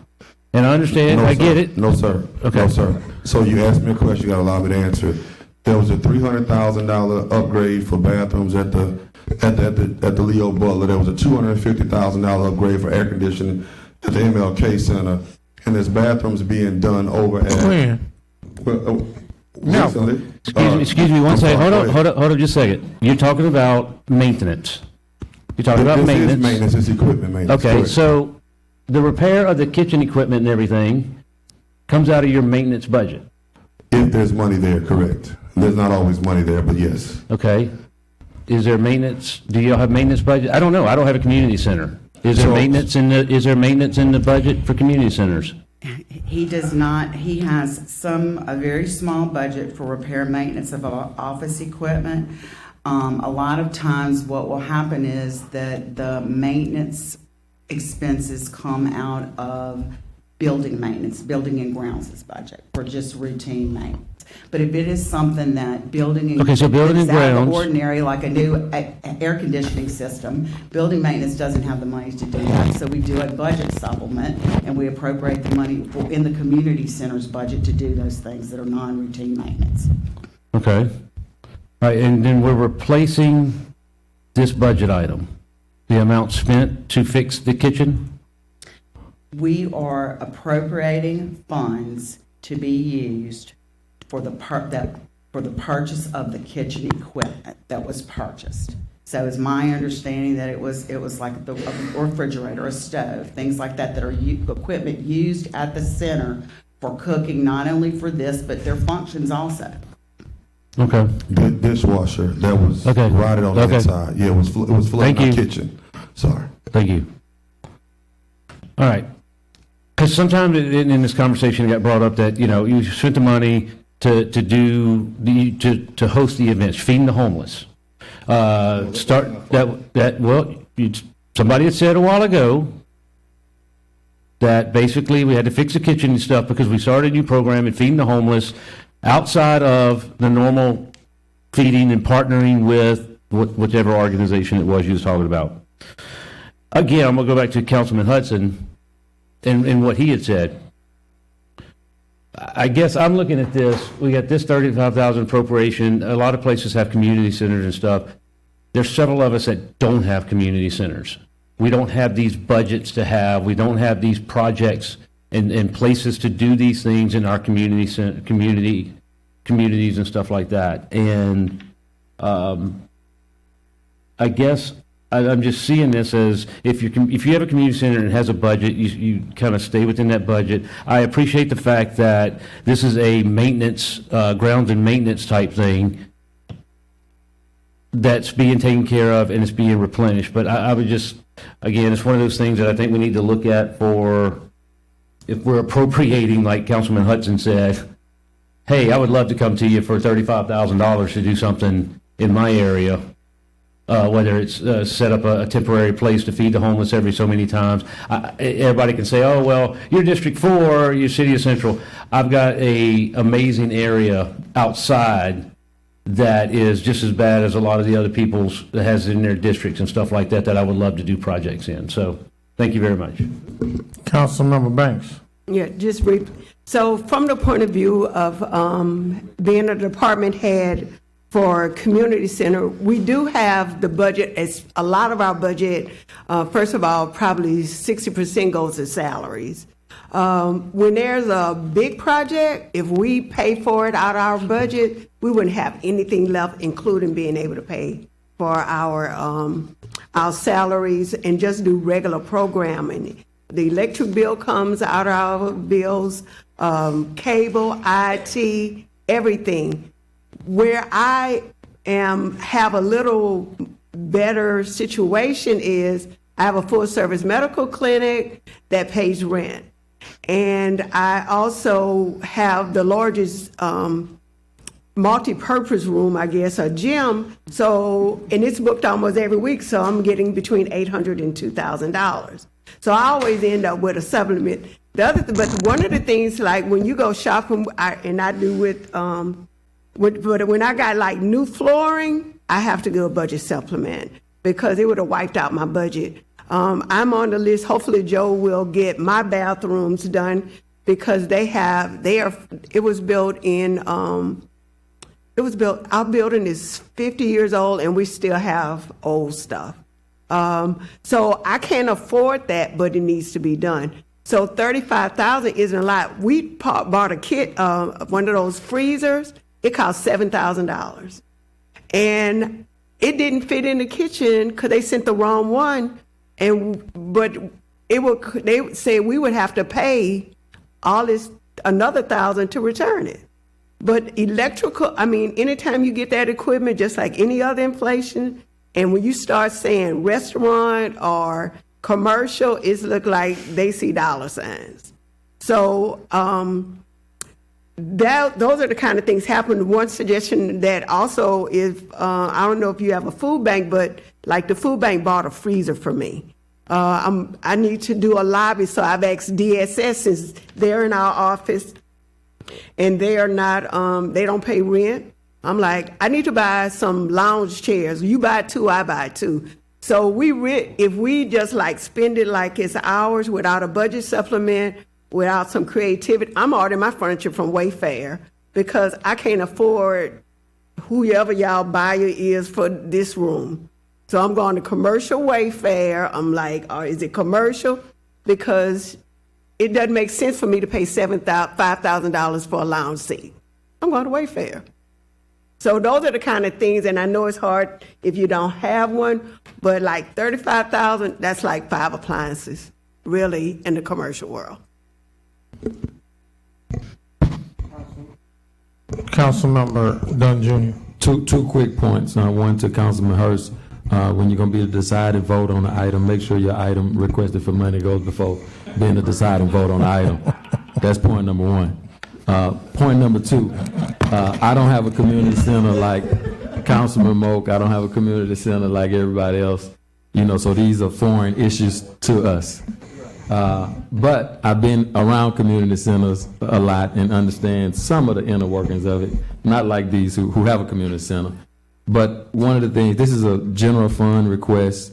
What we don't see in this item is the MLK Center, George J. Newman, Leo Butler, and the Charles R. Kelly. What's the name of your center, Brand? Cheneyville Community Center. All of them have mechanisms through renting to businesses and organizations, and also renting out for events, their meeting space, where they generate self-generated revenue. And all these community centers been doing this for years, and those dollars go into the general fund. So although this looks like this is money that's just coming out of the general fund earmarked for something else, these community centers have been pouring into the general fund for years. And oftentimes mayors, not necessarily this mayor right now, but previous mayors did not allow them to get that money out and utilize it for improvements and things of that nature. So I just want to offer that up for the conversation. Councilmember Adams. Just a couple questions. So I see washer and dryer and ice machine, hot food table, and then carpet replacement. But the other operating and MT supplies of 11,000, it didn't list what that is. So there are a couple of more items that we want to improve, and just to talk to what Councilwoman Banks has done. And I haven't gone to Brandon's. What I heard here looks like the Taj Mahal, so I got to come check it out. At least the improvements they did. But last year, when she asked about the carry forward fund, I literally had psychedelic carpet up to my head on the wall. That's how old the community center was. We had leaks. We needed paint. So my carry forward money that I had, the little that I had, went towards doing the basics to be able to get more rentals, because nobody would rent it because it looked like we were in the 70s. To be able to do the basic improvements just to try to get some revenues there. So we use that money for that. And moving forward, this other money will be moved. We still have another kitchen that needs to be done. This is one on one side, but we're headed in the right direction. So are you saying that 11,000 is going to the kitchen? It's primarily going to kitchen equipment, yes. Okay. And I'm just noticing off your budget request from this year, you requested 22,000 for food and supplies for the SWEEP program. Is this money going to be able to benefit SWEEP, or is this strictly? It does. And so we have the largest, before Council on Aging ever became the magnitude of what it was, this has nothing to do with me. This is a Charles Kelly thing. I'm going to give him a shout out. We had the largest group of seniors in the parish. And so that was a SWEEP program before Charles Kelly took over. So there were programs in place to support senior citizens that were less fortunate that did not discontinue. And those things were already allocated in those budgets. And then the Council on Aging took over, and really all they did for the most part was supplement some of that food cost, but the rest of it is still in place. So that's pretty much it. And as it related to the homeless program, this is not the food and the feeding. We're not even in the position to supporting it because the building's raggedy. The building is super raggedy. And I will tell y'all right now, found out yesterday, and Joe can confirm, we had a roofing people out there. We had bullet holes in our roof, so now we have water that's poured all into our walls, and we need more improvement out there. So this is not something that we want to do, but if we don't change out a 1994 dishwasher and a 1995 washing machine and an ice maker and other stuff, at some point it just adds up. And so what we did just for one side of our building at this point is we upgraded it, and then next year our goal is to do the other side as well, if the revenues present themselves. And the one thing I will tell you too, Dwight, because I know you're a big numbers guy, the community center budgets are like the craziest thing to manage, because even though they come to you, and Brandon, you might be better than us because you're a banker, but they come to us with projections based on previous year's rentals. So can you imagine what COVID year was like? Can you imagine what 21 and 22 was like without those rentals? So rentals will go up and down and fluctuate, and I don't have that big monstrosity that Councilwoman Banks has. So my rental's like $300, and I still have to pay an officer. I still have to pay the staff to be there. Sometimes I pay somebody to come in on Sunday, so I might profit $150, right?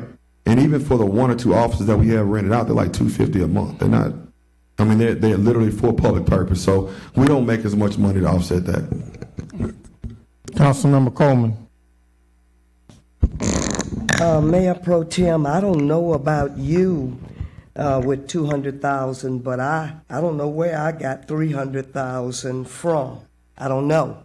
So let the record reflect. I don't know where that number came from. Also, my restrooms at the Leo S. Butler Center are not new. But let me tell you what I did. My employees painted the Leo S. Butler Center. My employees clean the Leo S. Butler Center. So I guess that's why folk may think it's new stuff in there. But my people do that.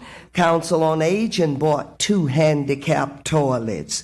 Once I get my budget, it's just like your budget at your house. You stay within that budget. And so I don't go over. I don't, if anything, but I have to stay within and constantly go and check with Mr. Toops to see if I'm good. But I don't know where 300,000, but my restrooms are not new. But I have employees that know how to clean, and that's what they do. How many employees I have?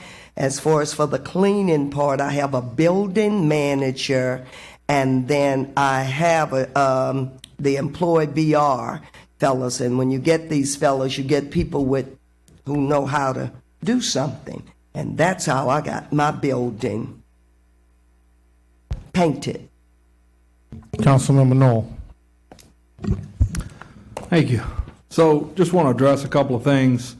I can tell you, I did do some renovations at my community center a few years ago. It hadn't never been updated, and that was something that the community was asking for. I went to the mayor's office, and actually, we had not. We had a surplus, and I matched the funds that they gave us to do it, and out of the budget. And we did the flooring and painted and upgraded it, and everybody's been very happy about it. Some of it, the reason, or another reason behind why I had those renovations done is because I wanted to make it more appealing for somebody to come. They had begged to bring medical back because it used to have medical and dental, and people were still calling, and they hadn't had it at that point for quite some time. I think it had been maybe a decade, and people were still calling asking if it was coming back. They wanted to make appointments. If you're familiar where Cheneyville is, where this community center is, it's in a very rural area. People in that area, typically, if they don't drive, they have to pay somebody to bring them into town, either Zachary or Baker, to go and do anything. So we were able to get medical back in there to lease the space, but part of those improvements went towards making that appealing for somebody to come in and operate out of there. So so that was a big win, and it's helping the community. I can tell you we feed a lot of people with the boxes of food. We have Council on Aging come in and does the meals, but we give a lot of food away that they get from the food bank. So much so that we're running out of space, and that's something I'm looking at doing, is trying to get some kind of whether it's a T building or something small in the back with air conditioning, just for more food storage, because we don't have any more room. But I will tell you, as far as the comments on, I don't look at this or funds like this as, well, this district's getting it and I don't have one, so I need something too. Because this is serving people who need to be served. And I kind of look at this item just as anything else. If you're serving the public, especially needy, I don't look at an agenda item that's doing that in any district as, well, just because that service generates in your district means that I need to get something in my district too. So I think these community centers serve a purpose and serve a need for the neediest in our community sometimes, and certainly for the elderly, and depending on what kind of programs you have going on. But that's that to me, I don't think you need to look at that as, well, you have that, therefore I should have the same thing if I don't have that. Because in some instances, it doesn't mean you can't have it. If you have a need and you need to be able to have something to serve, I think that's fine, but I don't look at an agenda item that addresses being able to better serve the needs of some of the neediest in the community as a situation where that should be split equally among 12 districts just because. So I think the community centers, it was one of the biggest question marks I had when I came into this role. I didn't know what it was, how it operated. I was very nervous about it. I had to hire a new director right in the beginning. But if any of you have had conversations with me about it, it's been one of the most, it's an absolute blessing because I see the good work that's being done for a segment of the population that I realize, especially out there, they need that, and it is, it's the only place where they have any kind of sense of community and where they can get things that when I tell you there's people who used to have to pay somebody $10 each way to go into town and to come back because they don't have anybody to help them, and they can use the community center that's right down the road.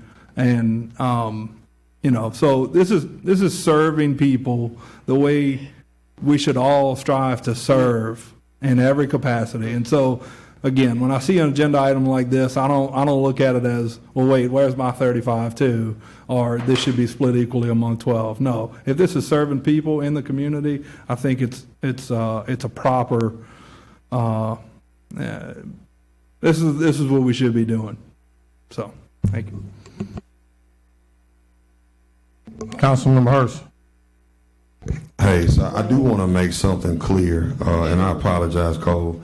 I know you got a new air conditioner, man. I don't know how you got it. Never. But, or getting one, but, I support it. But I do know that last year we did do a mid-year budget supplement for the Leo Butler Center to put showers in there. And I don't know where the money is or what's going on, but it's no different than what we're asking for here. It's the exact same thing. The community has a need. Unfortunately, I couldn't afford showers. So I want to tell y'all thinking outside of the box, because I know homeless people, when you're in the community centers, like Brandon said, you don't realize how much they function. We literally have prostitutes. We have drug dealers. We have people who are just needing food. We have everybody that comes and says, can you help me change my life? You may not have that as much in the rural areas, but in 70805, they walk the streets and they come to us for help. I went to Clay Reeves with Mosep. I don't know if Clay is here today. But I said, Clay, I can't afford a shower in my facility.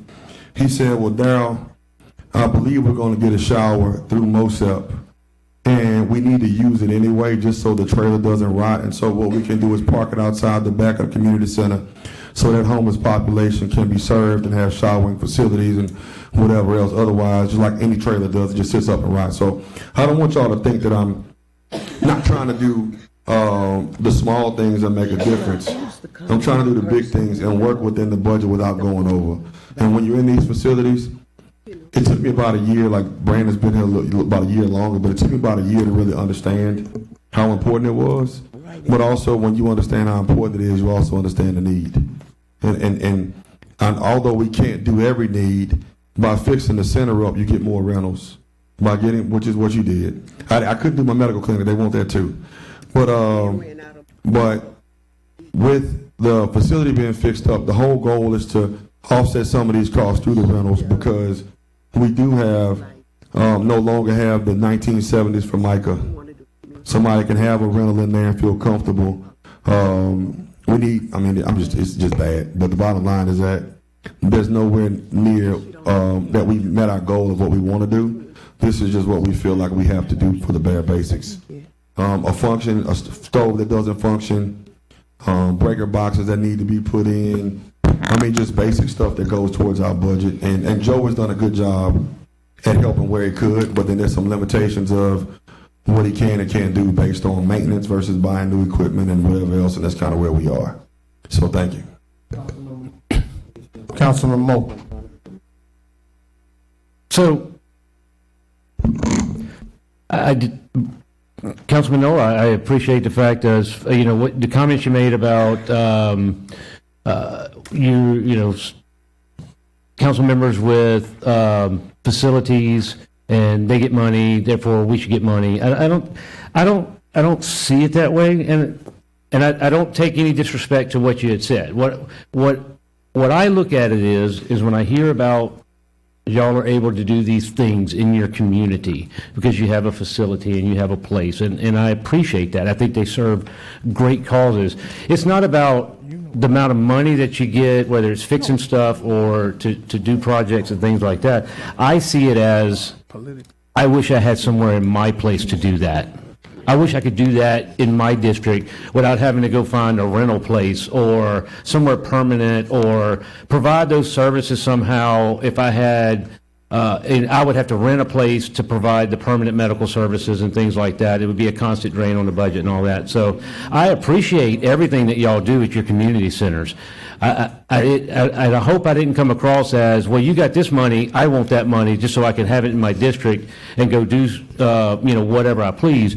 I would like to, because of the area that I do have, one thing that I think a lot of council members get from my district is the fact that, oh, you're from the city of Central, nothing outside of the city of Central, since 80% of it's in that area. And I made a promise to the people outside, that I would step up, I would do more and things like that. And a lot of my areas outside of that area are the same ones and the same type of people that everyone serves at your community centers and stuff like that. So, I never took it as condescending, but I see this as, and one of the reasons for the comment was, I would like to do those services in my area and have a place to be able to do that. I think Cleve's Councilman Dunn has done an amazing job when he first came on. And I mean, he ran with the whole idea and created a mechanism to be able to do a community center. I don't have an area that large outside of my area to create even those economic development districts. So again, I'll close on this. I commend y'all for what you do at your districts. And I think it's more of a point of, I think, some of us would like to be able to provide with those same type of things in our areas. So thank y'all very much. Councilman Martin. Just a quick follow-up also to Councilman Knoll's comments. I did mean it the way you said it. I want that money in my district because somebody else is getting it. I'm very careful every year that in District 9 we always have a surplus, and we find a very interesting way or a very good way to go out and take that surplus dollars and put it into the district, right? If I can achieve that same goal by just overspending and going out and asking for more money, well, then I'll do it that way. So at the end of the day, budgets matter. If we program these dollars and there's a mid-year budget supplement, that's one thing. I wouldn't have a problem with that. But if you're telling me that this happened as a result of not budgeting properly, then that's a big issue, and it's something we've got to have controls in place for to make sure that it doesn't happen again. So, look, at the end of the day, I'm okay with approving this item tonight. I'm not trying to hold up what we're doing. We don't want to put one of our community centers in an issue where they can't pay their bills. But moving forward, this is a serious issue. We've got to make sure to address it. We've got to make sure it doesn't happen again. Thank you. I'll make a motion to approve. Motion to approve by Councilmember Hurst, seconded by Councilmember Hudson. Are there any objections on the $35,000 stove? Any objections? Item has been approved. Item has been approved. Item has been approved. Item 68. Item 68, authorize the mayor president to execute a supplement agreement number 1 to the contract with WTD Architecture for additional design services in connection with their contract for the new EMS station number 9 in the amount to exceed $4,500 by building ground director. Is anyone here wishing to speak on item 68? When I go to council members, is there a motion to approve? So moved by the chair, seconded by Councilmember Coleman. Any objections? We go now to item 69. Authorize the mayor president to execute an agreement with the WTD Architecture LLC and Architecture Design Services in connection with the Baton Rouge Fire Department SARS building in an amount not to exceed $115,625 by building ground director. Is anyone wishing to speak on the item? We go down to council member, so moved by Councilmember Coleman, seconded by the chair. Any objections? The item has been approved. Item 70, there's been a request by the department to delete this item, authorize the mayor president to execute a supplemental agreement number 1 to the contract with Grace EBR Curtis LLC for additional design services in connection with their contract on the juvenile detention center upgrades in an amount not to exceed $844,220 by Buildings and Grounds Director. Anyone wishing to speak on the item? At this time, we'll entertain a motion to delete this item. So moved by Councilmember Hudson, seconded by the chair. Any objections? The item has been requested by the department to be deleted. Any objections? We now go to item 71. Same thing, ladies and gentlemen, on item 71, a request by the department to delete, authorizing the mayor president to execute an agreement with the city of Baton Rouge, Parish of East Baton Rouge, on behalf of the Office of Community Development, Kingdom Buildings Developers of Louisiana LLC, for a total sum not to exceed $62,864.64 by the mayor's Office of Community Development. You want to, excuse me, the request to delete came from a council member. All right. So we at this time will entertain a motion to delete the item. So moved by Councilman. Who you wanted to? You want to get some clarity? Yes. Councilmember I Dunn want to get some Jr. clarity. On item 71, there's a request by a council member to delete the item. I said department, but I spoke in error. It's a request by a council member. Marley, would you like to come in? I think they said motion to defer for 2 weeks to let the parish attorney. There you go, that's what it was. Motion Okay, to we all defer for agreed 2 on that. weeks Okay. by Council Member Hudson, seconded by Council Member Hurst. Any objections? The item has been deferred for 2 weeks. Item 72, authorizing the settlement of the matter entitled Kyle Willison in the city of Baton Rouge, Parish of East Baton Rouge, in the amount of $25,000 plus court costs in the amount of $741.96 for a total amount of $25,741.96 by the parish attorney. Is there anyone here wishing to speak on the item? We now go to council members. Is there a motion to approve the item? Motion to approve. So moved by the chair. And seconded by Councilmember Hudson. Any objections? We now go to item 73, authorizing settlement in the matter of entitled Deshaun Thomas versus the city of Baton Rouge in the amount of $25,000 plus court costs in the amount of $268 for a total amount of $25,268 by the parish attorney. Is there anyone here wishing to speak on the item? We now go to council members. Is there a motion? So moved by Councilmember Hudson, seconded by the chair. Any objections? We now go to item 74, authorizing the mayor president to execute an agreement between the city of Baton Rouge and East Baton Rouge Parish on behalf of the Office of Community Development, St. Vincent de Paul Bishop Lot, for a total sum not to exceed $125,342 by the Mayor's Office of Community Development. Is there anyone here wishing to speak on the item? We now go to council members. Motion to approve by Councilmember Hudson, seconded by Councilmember Banks. Councilmember Banks has a question, though, before we move forward. Councilmember Banks. Who could tell us about how much we just gave St. Vincent de Paul last week or 2 weeks ago?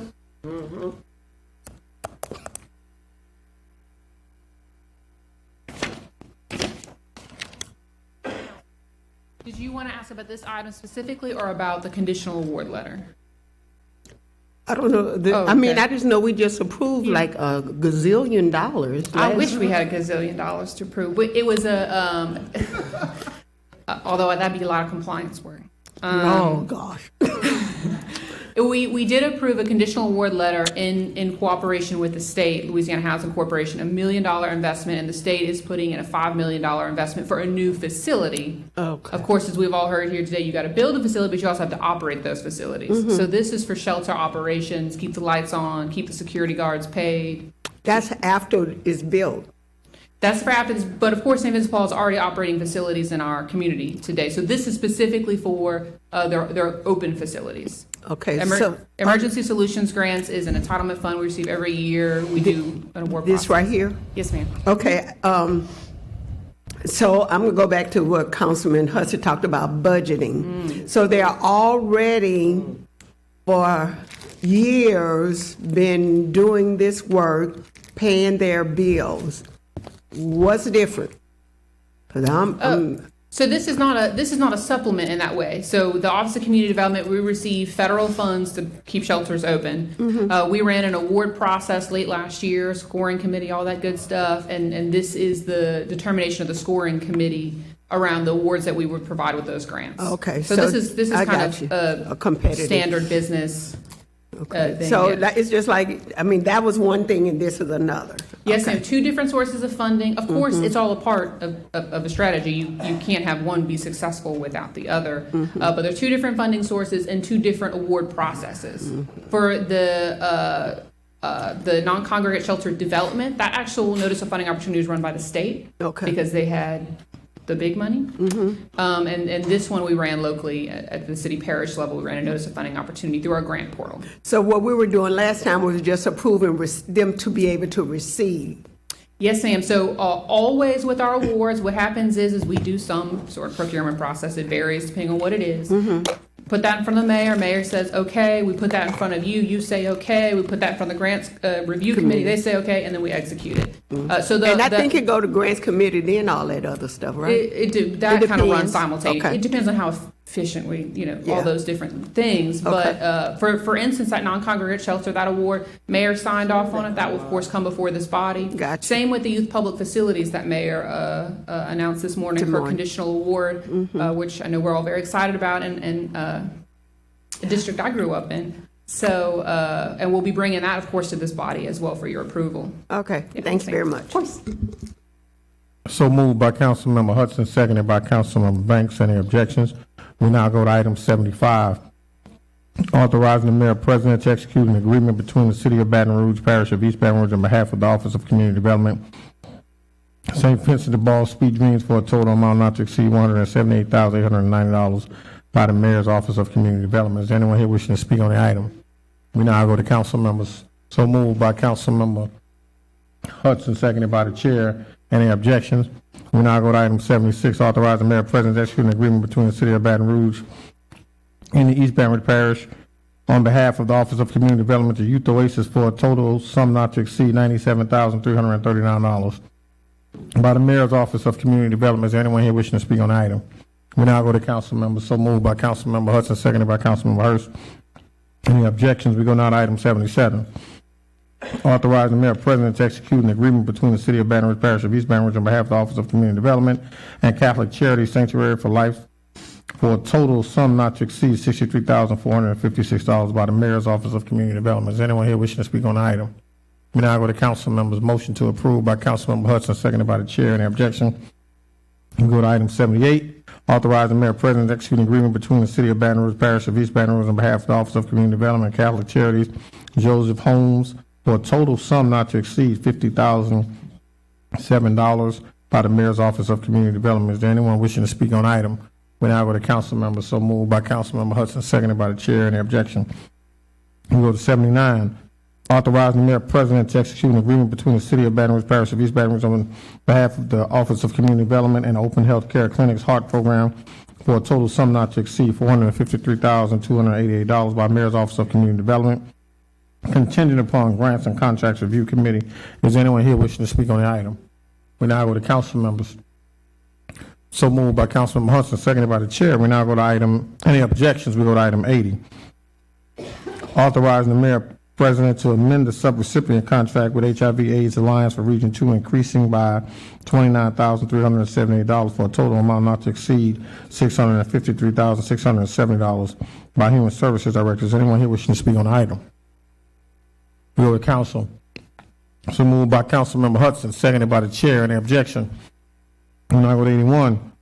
Authorizing the mayor president to execute a supplement agreement for the professional engineering services with Atlas Technical Consultants, LLC, for services in an amount not to exceed $1,575,870.82 by the Transportation and Drainage Director. Is there anyone here wishing to speak on the item?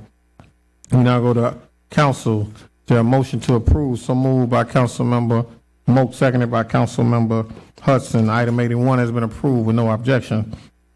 Item 82, authorizing the mayor president to execute an agreement between the city of Baton Rouge Parish of East Baton Rouge and the Office of Community Development and Volunteers of America program for a total sum not to exceed $419,755 by the mayor's Office of Community Development. Is anyone here wishing to speak on the item? We now go to council members. Is there a motion to approve that item? So moved by Councilmember Adams, seconded by the chair. Any objection? We go now to 83. Authorize the mayor president to accept funding through the FHWA Transportation Alternatives Program and to execute agreements with the State of Louisiana Department of Transportation Development in connection with the BR Choice Multimodal Path and Connector Bridge Project. $1,750,000 federal and $435,000 local funding by Transportation and Drainage Director. Is there anyone here wishing to speak on the item? Council members, you should have received one email comment in opposition to item 83. We now go to council. Is there a motion? So moved by Councilmember Adams, seconded by Councilmember Hudson. Any objection? We now go to item 84. Authorize the mayor president to execute an agreement between the city of Baton Rouge Parish of East Baton Rouge on behalf of the Office of Community Development and the START program for a total sum not to exceed $300,000 by the mayor's Office of Community Development. Is anyone here wishing to speak on the item? We now go to council members. Is there a motion to approve item 84? So moved by Councilmember Hudson, seconded by the chair. Any objection? We go to 85, authorize the mayor president to execute an agreement between the city of Baton Rouge Parish of East Baton Rouge on behalf of the Office of Community Development and Metro Health Program for a total sum not to exceed $290,258 by the mayor's Office of Community Development. Is anyone here wishing to speak on the item?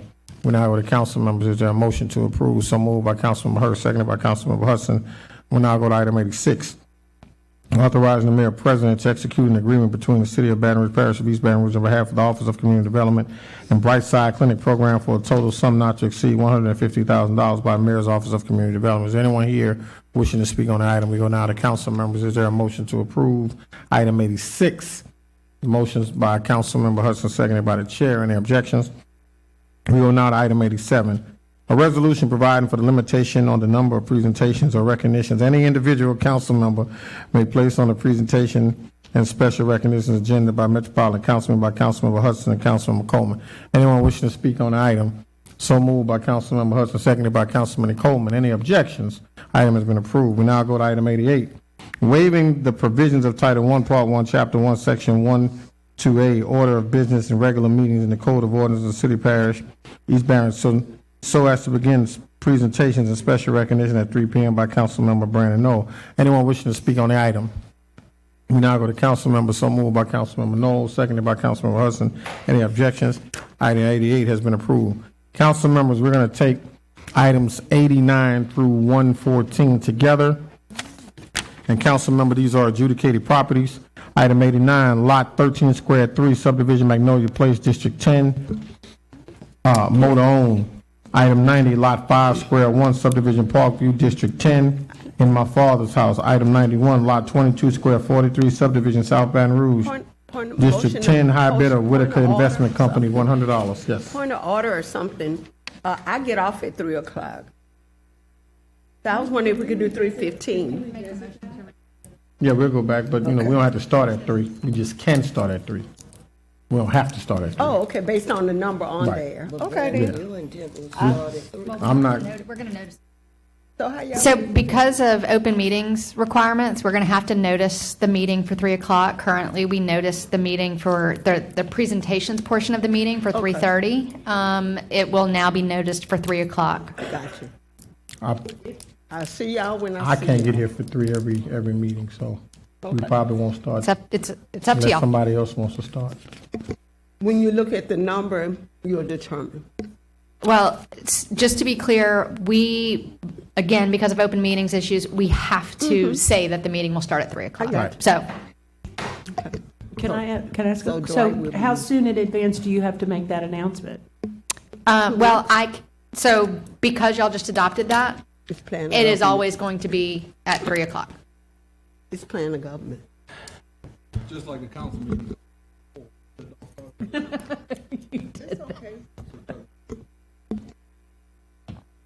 If we got 30 presentations, we don't have to start at 1 o'clock.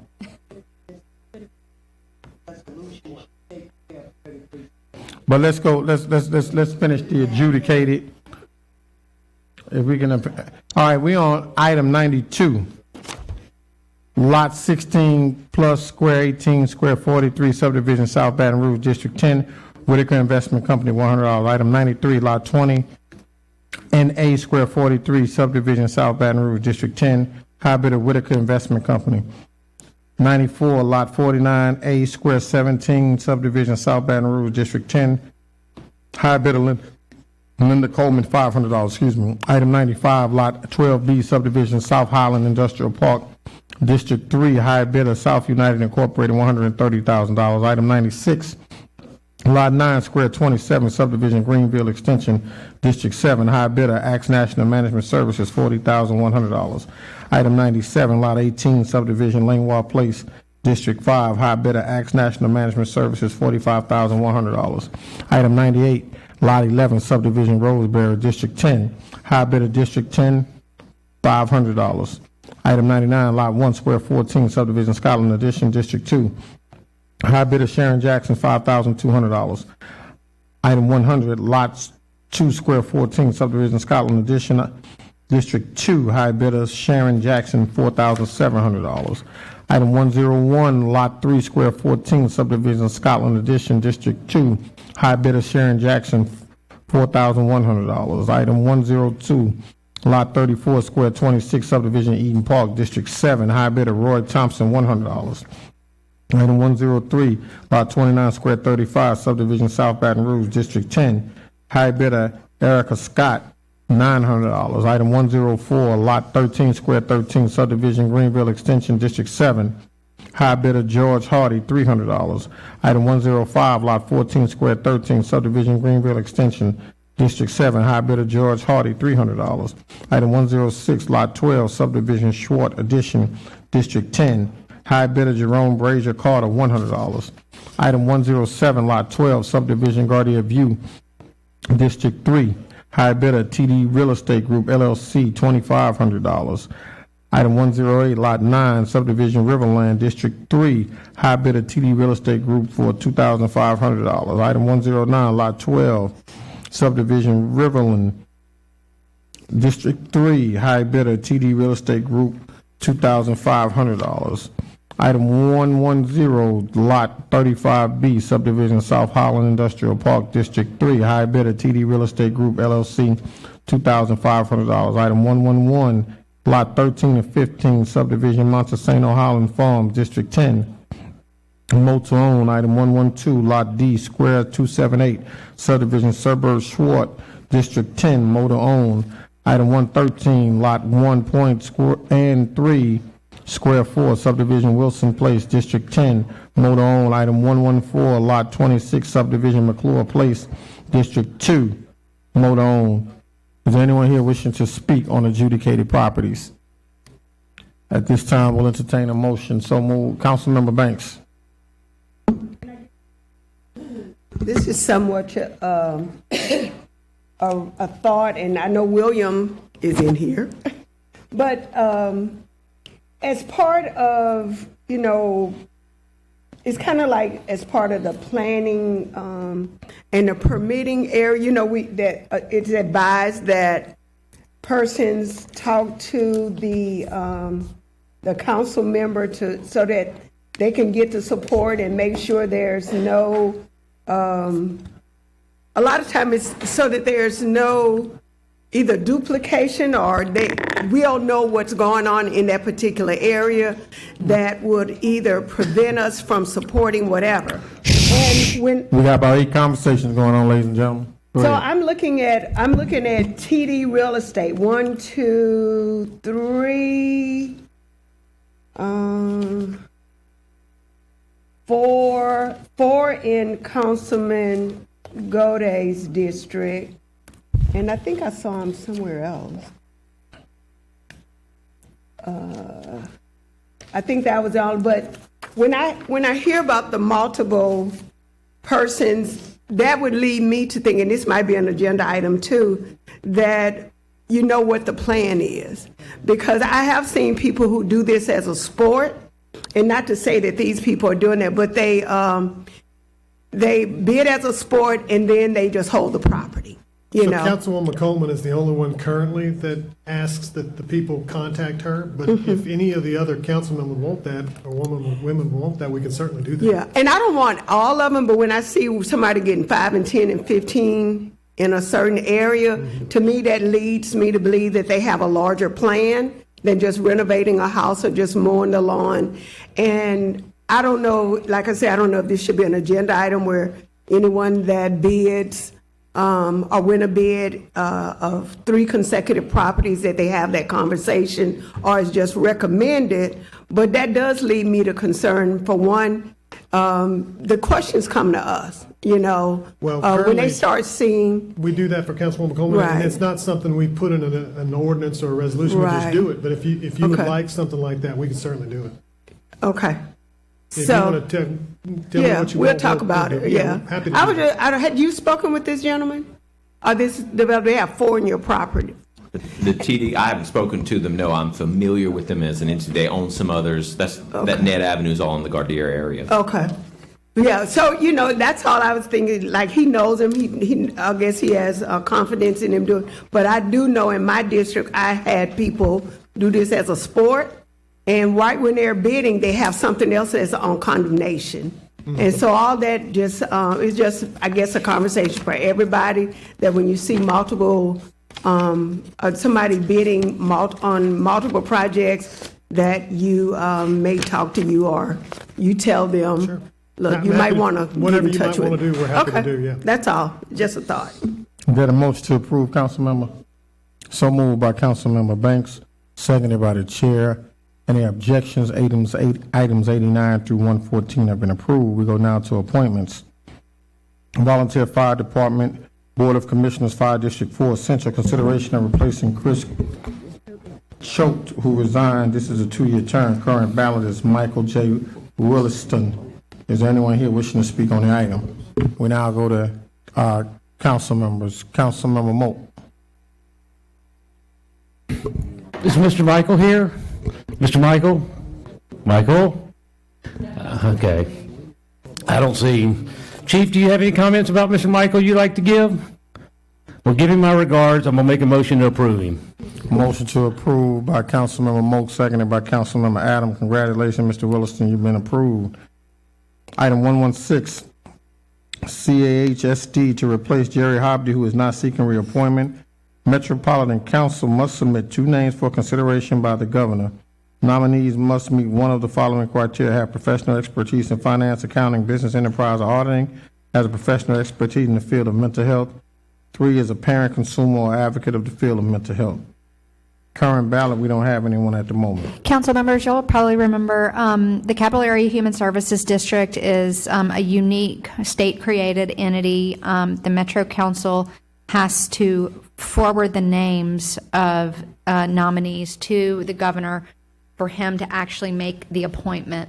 It's frequently difficult to find people who meet one of these criteria and who are willing to serve on the board. So we just found out that Ms. Hobdy is not interested in seeking reappointment. So I placed this on the agenda so that y'all could be thinking of constituents or neighbors, colleagues, friends who may be interested in serving on this board, because we do have to send at least 2 names. We can send more, but so my request would be for to defer this for 30 days to give y'all time to suggest people to apply, contact my office about their interest. Motion to defer for 30 days by Councilmember Amorosa, seconded by Councilmember Adam. Are there any objections? Item has been deferred for 30 days. We now move to item 117, change orders. EBR branch library renovations.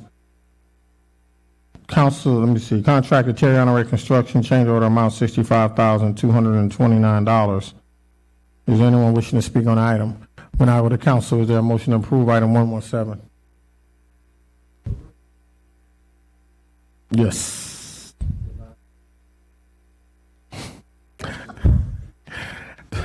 Is there a motion?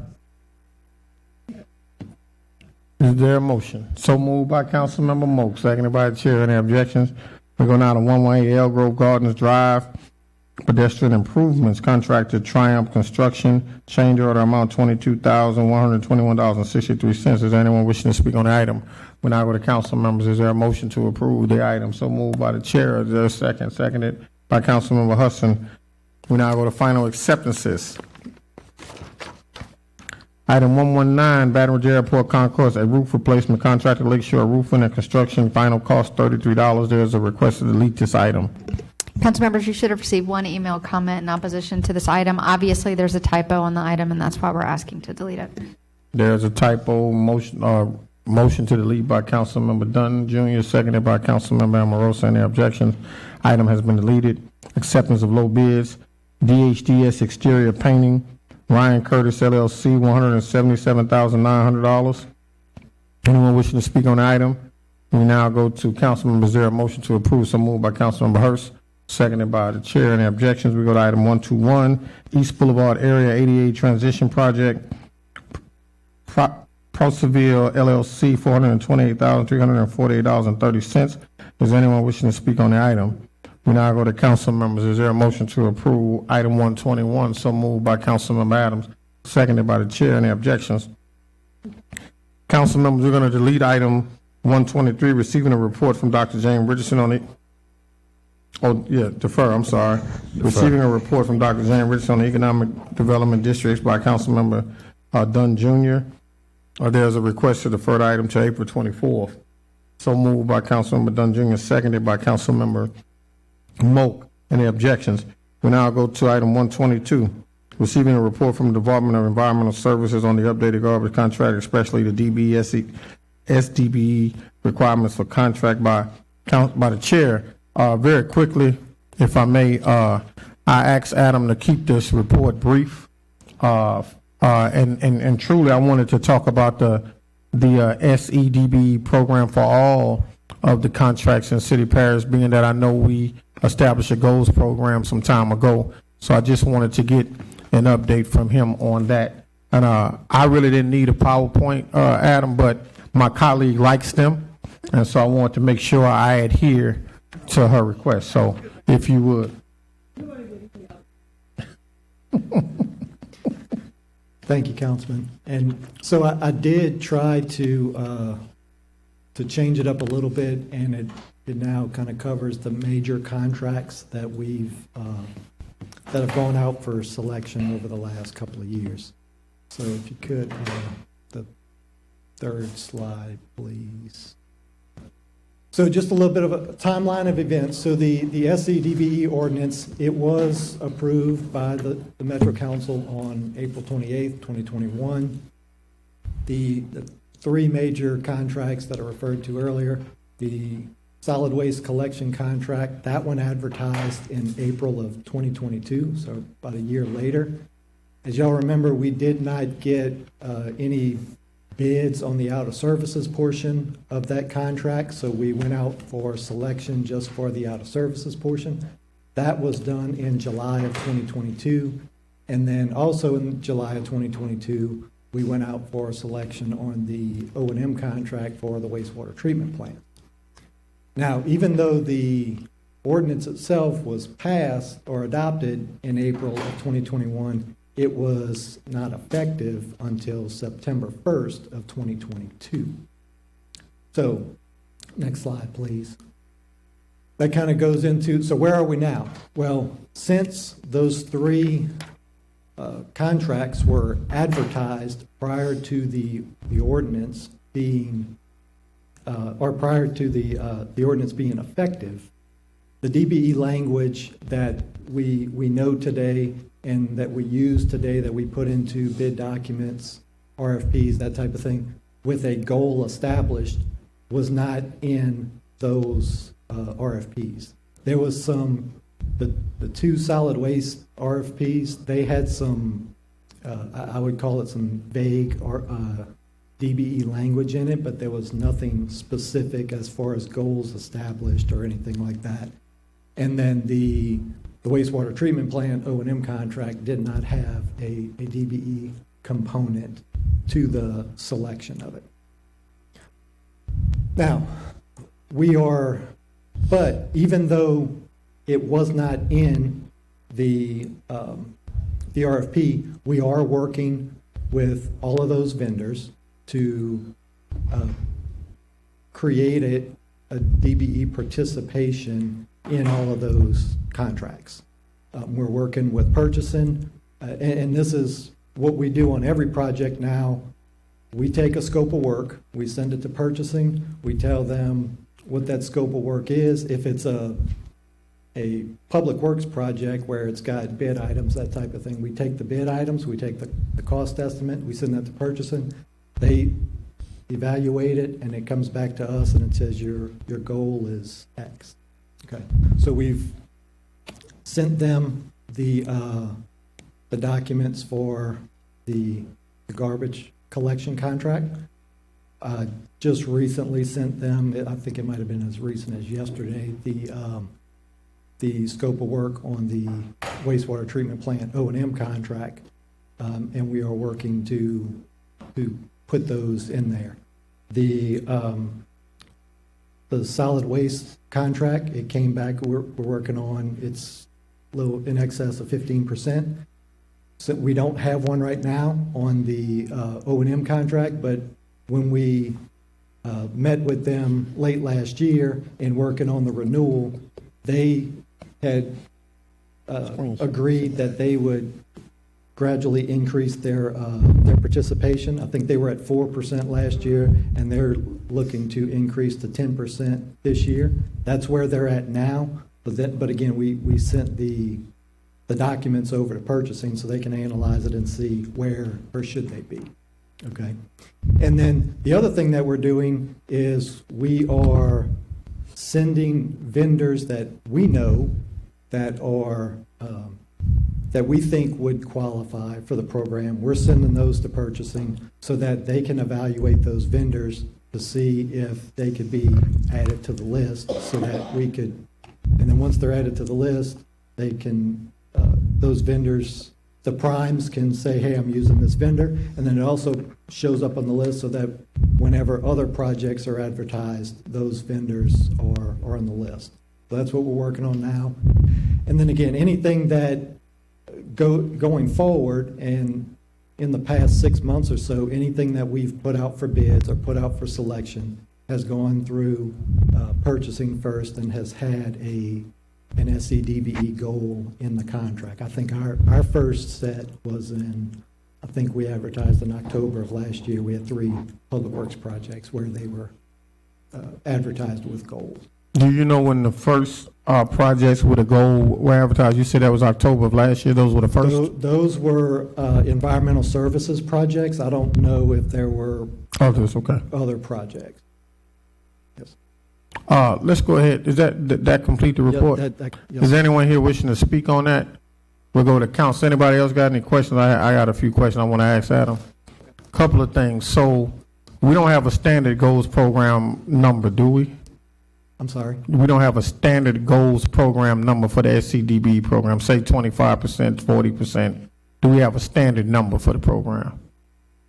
And this may be better for purchasing to answer. Okay. I think I know the answer, but probably better for them. Be safe. Yes, sir. Good evening. I'm Philip Gore. I'm the Assistant Purchasing Director. Are you new to the department? Almost a year. Okay. Almost a year. Go ahead. So, to answer your question, I believe there is an overall goal for us to try and achieve of 25% from the mayor's initiative. But like Adam was saying, each project will be individually analyzed to determine a goal based off the DBE participants that are available. All right, and if companies, primes are not meeting the goal, do we have a mechanism in place to evaluate? Is there a reporting system? Is it every month, twice a month? Do we have any of those things in place? And if we don't, do we have a timeline to establish those things? Because I think, and here's where I'm going with this previous council worked extremely hard to establish first the diversity study, right?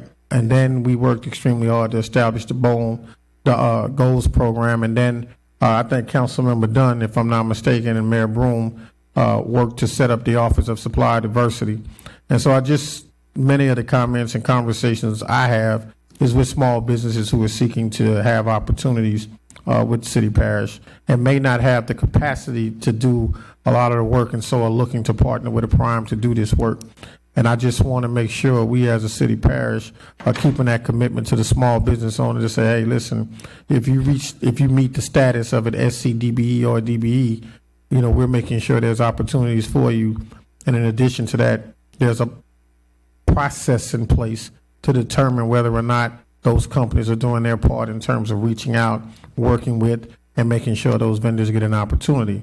I personally would love to see local small businesses have the opportunity to do this work, and when they don't, then what are we doing as a city parish? Because while I think it's the process, or I think it's the responsibility of the prime to do the outreach, I think it's the responsibility of the city parish to hold them accountable for doing so, and then put in place parameters or procedures or consequences when they don't. So I just want to make sure we're doing that, if that makes any sense. And if we don't have that in place now, we can table this conversation, and I'll receive the report, and then I'll be asking purchasing to come back and do a report on that process, timeline, and procedures for those things to take place.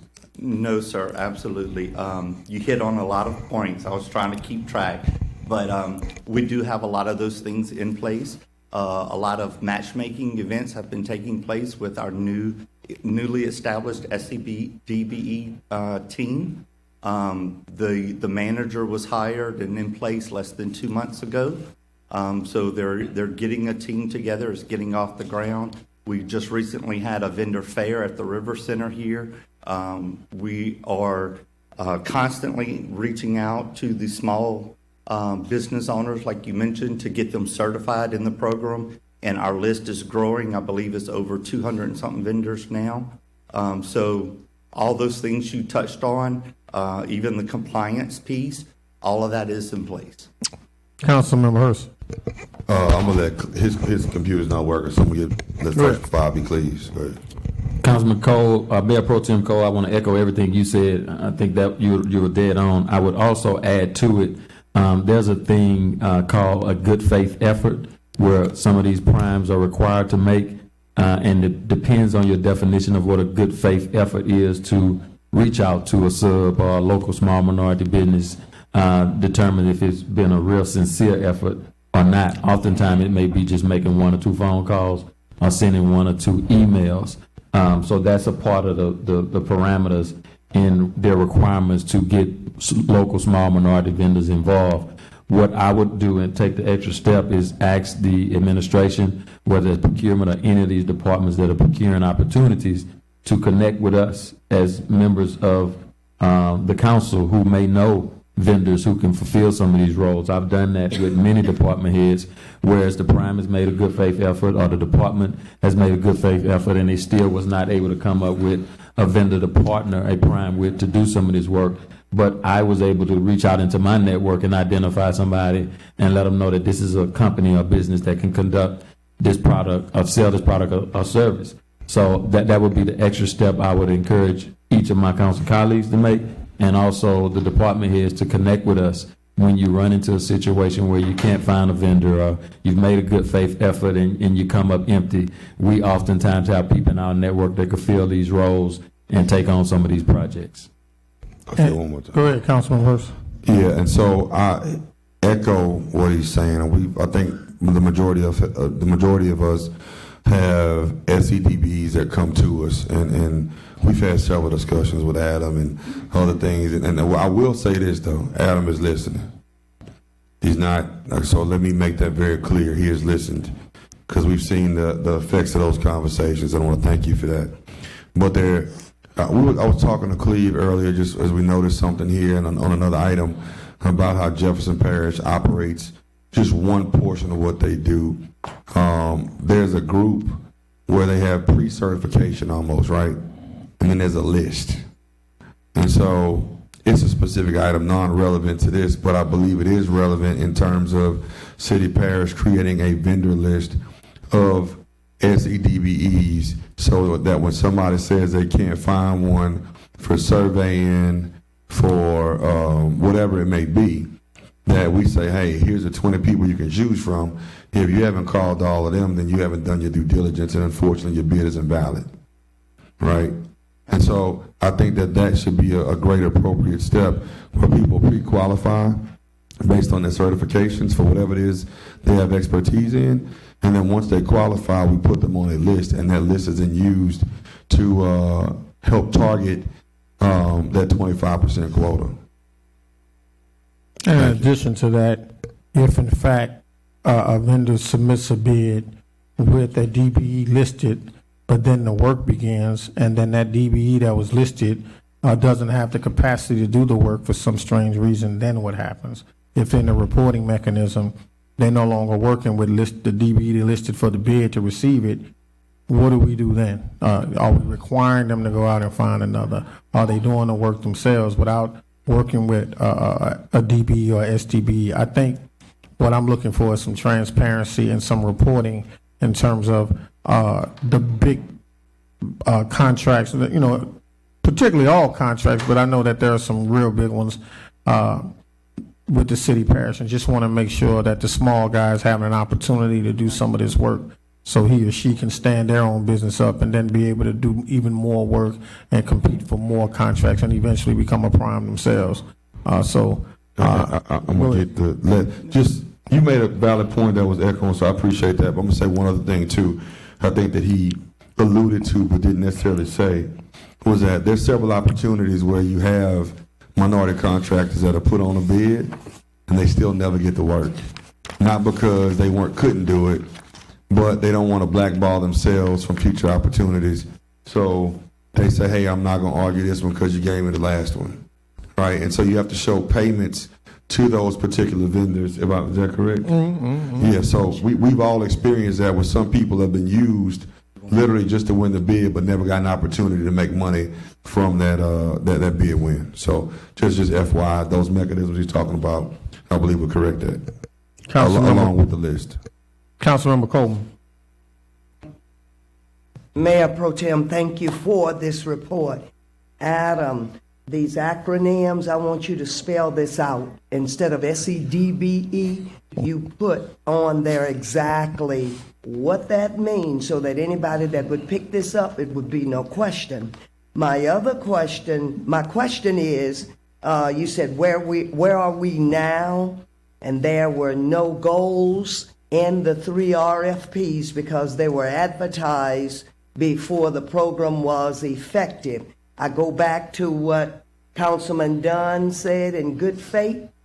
So my question is, have you reached out to any of them, had a conversation, told them what's on deck right now, and see where they are with operating in good faith, if they are? Yeah, we are actively having those conversations. With those three? Yes, ma'am. With those three? One of them is, I guess, RDI is a minority-owned contractor, so it's really the other two, yeah. So with the other two? Yes, ma'am. All right, okay. Yeah, and again, my reason for wanting to report is because I'm having a lot of conversations. I'm sorry, Councilman Hudson. A lot of conversations with folks. And look, and if I'm being extremely transparent, it's a campaign year. And so on the campaign trail, you hear a lot of people say, we're looking for opportunities to do work with the city of Baton Rouge, and we just don't see those opportunities existing. What is the goals program? What does it look like? What are the mechanisms in place? What's process and procedure? What's the accountability matrix?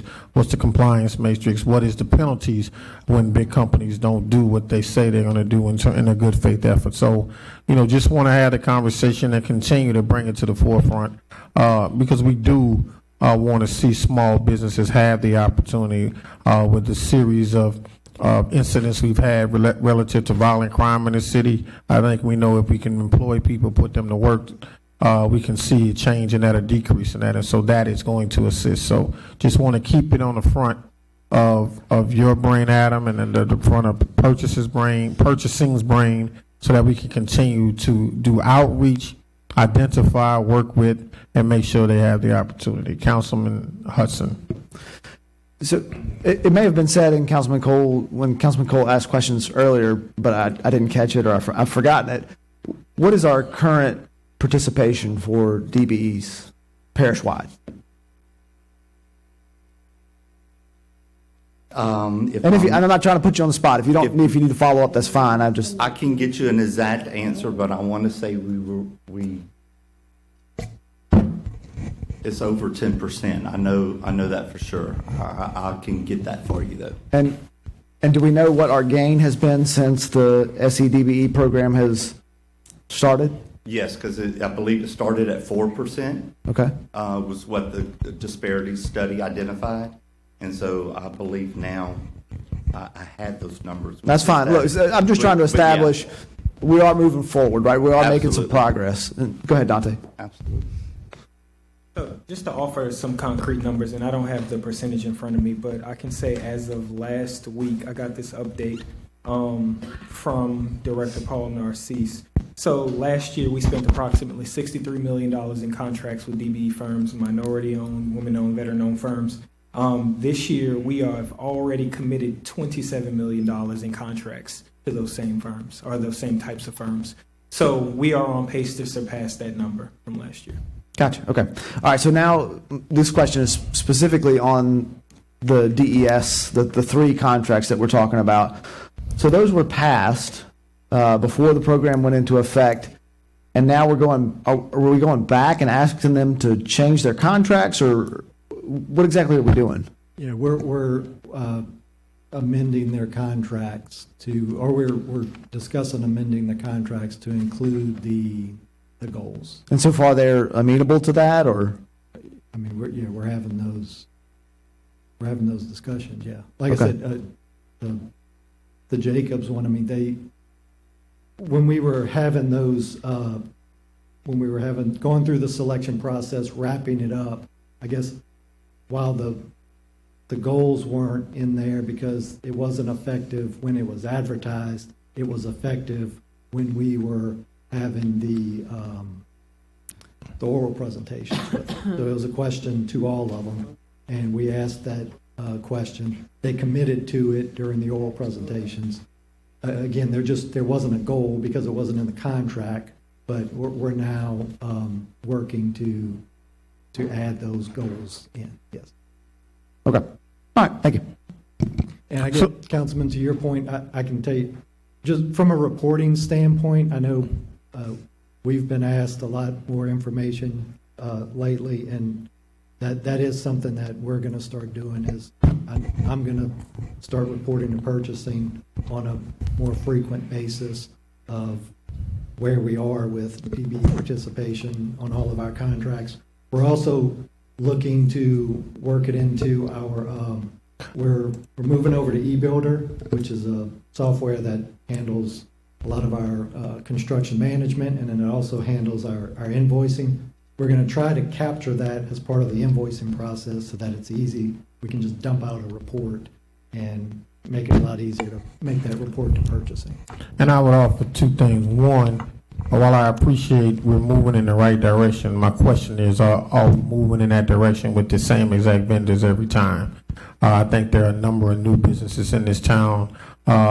We've seen conferences and we've seen seminars on how people can get DBE certified and things of that nature. So I know we got a bunch of new businesses locally who still need the opportunity. So I would love to see that growth happen with new vendors, and new vendors have not the same people having the same opportunities every single time, but new vendors having an opportunity to participate. Councilmember Banks. Thank you. Yes, this, we're talking about purchasing and, contracting and all of that.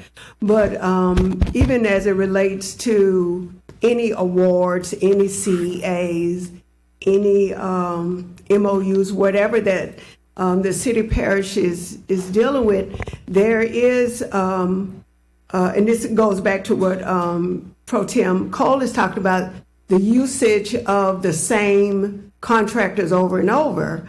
And so, when I first got on the council, the problem was we were using the same, just regular black, big, whatever, I'm not black, white, hell contractors. I don't know what you call them, Sarah. I'm not to be politically correct. I do apologize. But anyway, my point is that we're using the same people over and over. So even though we've made progress as it relates to DBEs, we're still having the same practice of using the same ones over and over again. And as it relates to contracting, what even within those ranks, what they say, and even if it's an OCD contract, whatever, because of that the city is choosing vendors that could float money.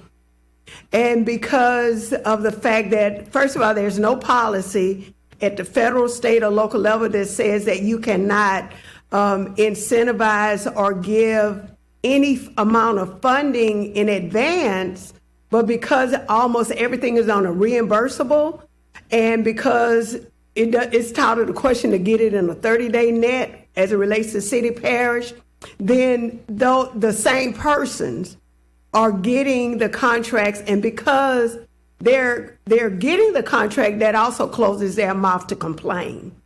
And as I said, this is stated by those very benefactors that, they believe it's still frustrating to them. They're happy to have the work, they're happy to have the opportunity, but because we do not have a system where people are being paid on whatever arrangements, because we are so untrusting of the people we're doing work with, that we hold them, we don't advance any money. That is what is also closing the pool. So it's not just policy, it's not just putting in percentages, but it's also the way we're doing work. And the previous item, when I talked about AARP, some communities they use that money to look at how they could get money out the door quicker and effectively. We have to stop acting like making the federal government to be the big bad wolf in some cases, because when you look at their policy, they're just asking to make sure that in many cases, it's an interpretation. And I just think that we shouldn't just say, put in the amount, put in these acronyms, but still hold businesses that don't have the capacity hostage and prevent them from getting it because they don't have the capacity. And we need to stop starving people who are just so happy to get a contract. And at the end of the day, a lot of them don't even come back or even give up on getting payment. I've heard someone say, I never did get my payment, I just gave up. And that is a bad reputation that this city parish has. And that, to me, is more important than the plan of government. That's more important. I'm going to say it's more important than DBE, but it needs to be worked simultaneously. Councilman Moak. Just a quick question. Can we find out how many of these DBEs we have in our districts? Does GIS tag minority and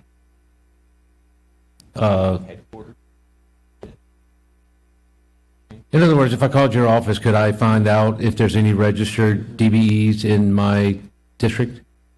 I think we can, it's possible. We have they're registered with the city in VSS, so we have their addresses, so we can determine their district, yes, sir. Okay, and we have, do we have like training programs in place to work with them on how to apply the process and get on lists and things like that? Yes, our DBE team has been doing that, but we've had a lot of outreaches and different events where we have all these DBE firms come and we give them material, we help them, we tell them what avenues they have to do that. So to get them registered, to help them with a lot of the things that was mentioned about funding, we can point them in the right direction. Okay. Well, since I don't have a community center, as soon as I find a place to rent, I will have a class out in my district. So thank you for the information. Councilmember Dunn Jr. Thank you. Councilman Moak, that information is readily available to you for DBEs in your district or DBEs that are parish-wide. They have that information. You can request that information. As it relates to supporting local small businesses, I think too many products and services that we procure go to vendors who are out of state. And I know we can't legally only procure opportunities with those who live in Baton Rouge or live in the state of Louisiana, but we should give them every opportunity to compete. Those business owners pay property taxes, sales taxes, inventory taxes, payroll taxes right here. So when those resources go to a local business, it makes a greater impact on our city parish economy. It makes a greater impact on the hiring practices and the jobs that are available to people who live right here in the city. So whether it's election time or non-election time, I think we need to make a concerted effort to make sure local businesses have an opportunity to compete for many of the things that we procure. I don't think we do a good enough job of making sure local businesses have an opportunity to be aware of the things that we have available and have an opportunity to compete. Now, there is some responsibility on local businesses to know that these products and services that we procure are available to them as well. But the reality of it is many people don't even know that they have an opportunity to do business with local government. So that brings us in play to make sure that our constituents and those around the parish are aware that these opportunities are out here. Get on the approved vendors list. Get the solicitations that come out based on your NICS code. You know, if you sell trinkets, or if you provide construction management services, or whatever you do, you tell the city parish what you do. And as those opportunities come available, you will get an email notifying you an opportunity to bid on those things. Contact the procurement department, get on the approved vendors list, and take advantage of the opportunities that we procure. A reference was made to the disparity study. Yes, it showed that we procured 4% of our opportunities went to minority-owned vendors when that disparity study was produced. It also said that we have the capacity in East Baton Rouge Parish to procure up to 21 to 25% based on the businesses that are available in East Baton Rouge Parish at that time. But to Pro Tem Cole's point, there have been more businesses that have come into the fold since we did that study. So that number may be greater right now. So we at least know based on that study in 2017 or 18, whenever that was, that we had up to 21 to 25% capacity. So we got a long ways to go. As it relates to redoing the contracts, Councilman Hudson spoke on this. Legally, I don't think we have the latitude to make somebody redo their contract based on the contract they signed. However, we do ask of our prime vendors and our sub-vendors to be good partners, be good corporate and community partners with us. And I want to do business with prime vendors who understand the spirit of what we're trying to do as a council and what we're trying to do as an administration. And it's been very clear that we would like to get small minority local businesses involved. So whether it's in the contract or not, I will be personally impressing upon these primes, whether it's Jacobs, whether it's Republic, or whether whoever it is, to partner with us in that and be a good corporate and community partner and help us do that. The policy or the department wasn't in place at the time you signed your agreement, but you know what we're trying to do. We want you to help us impact our community.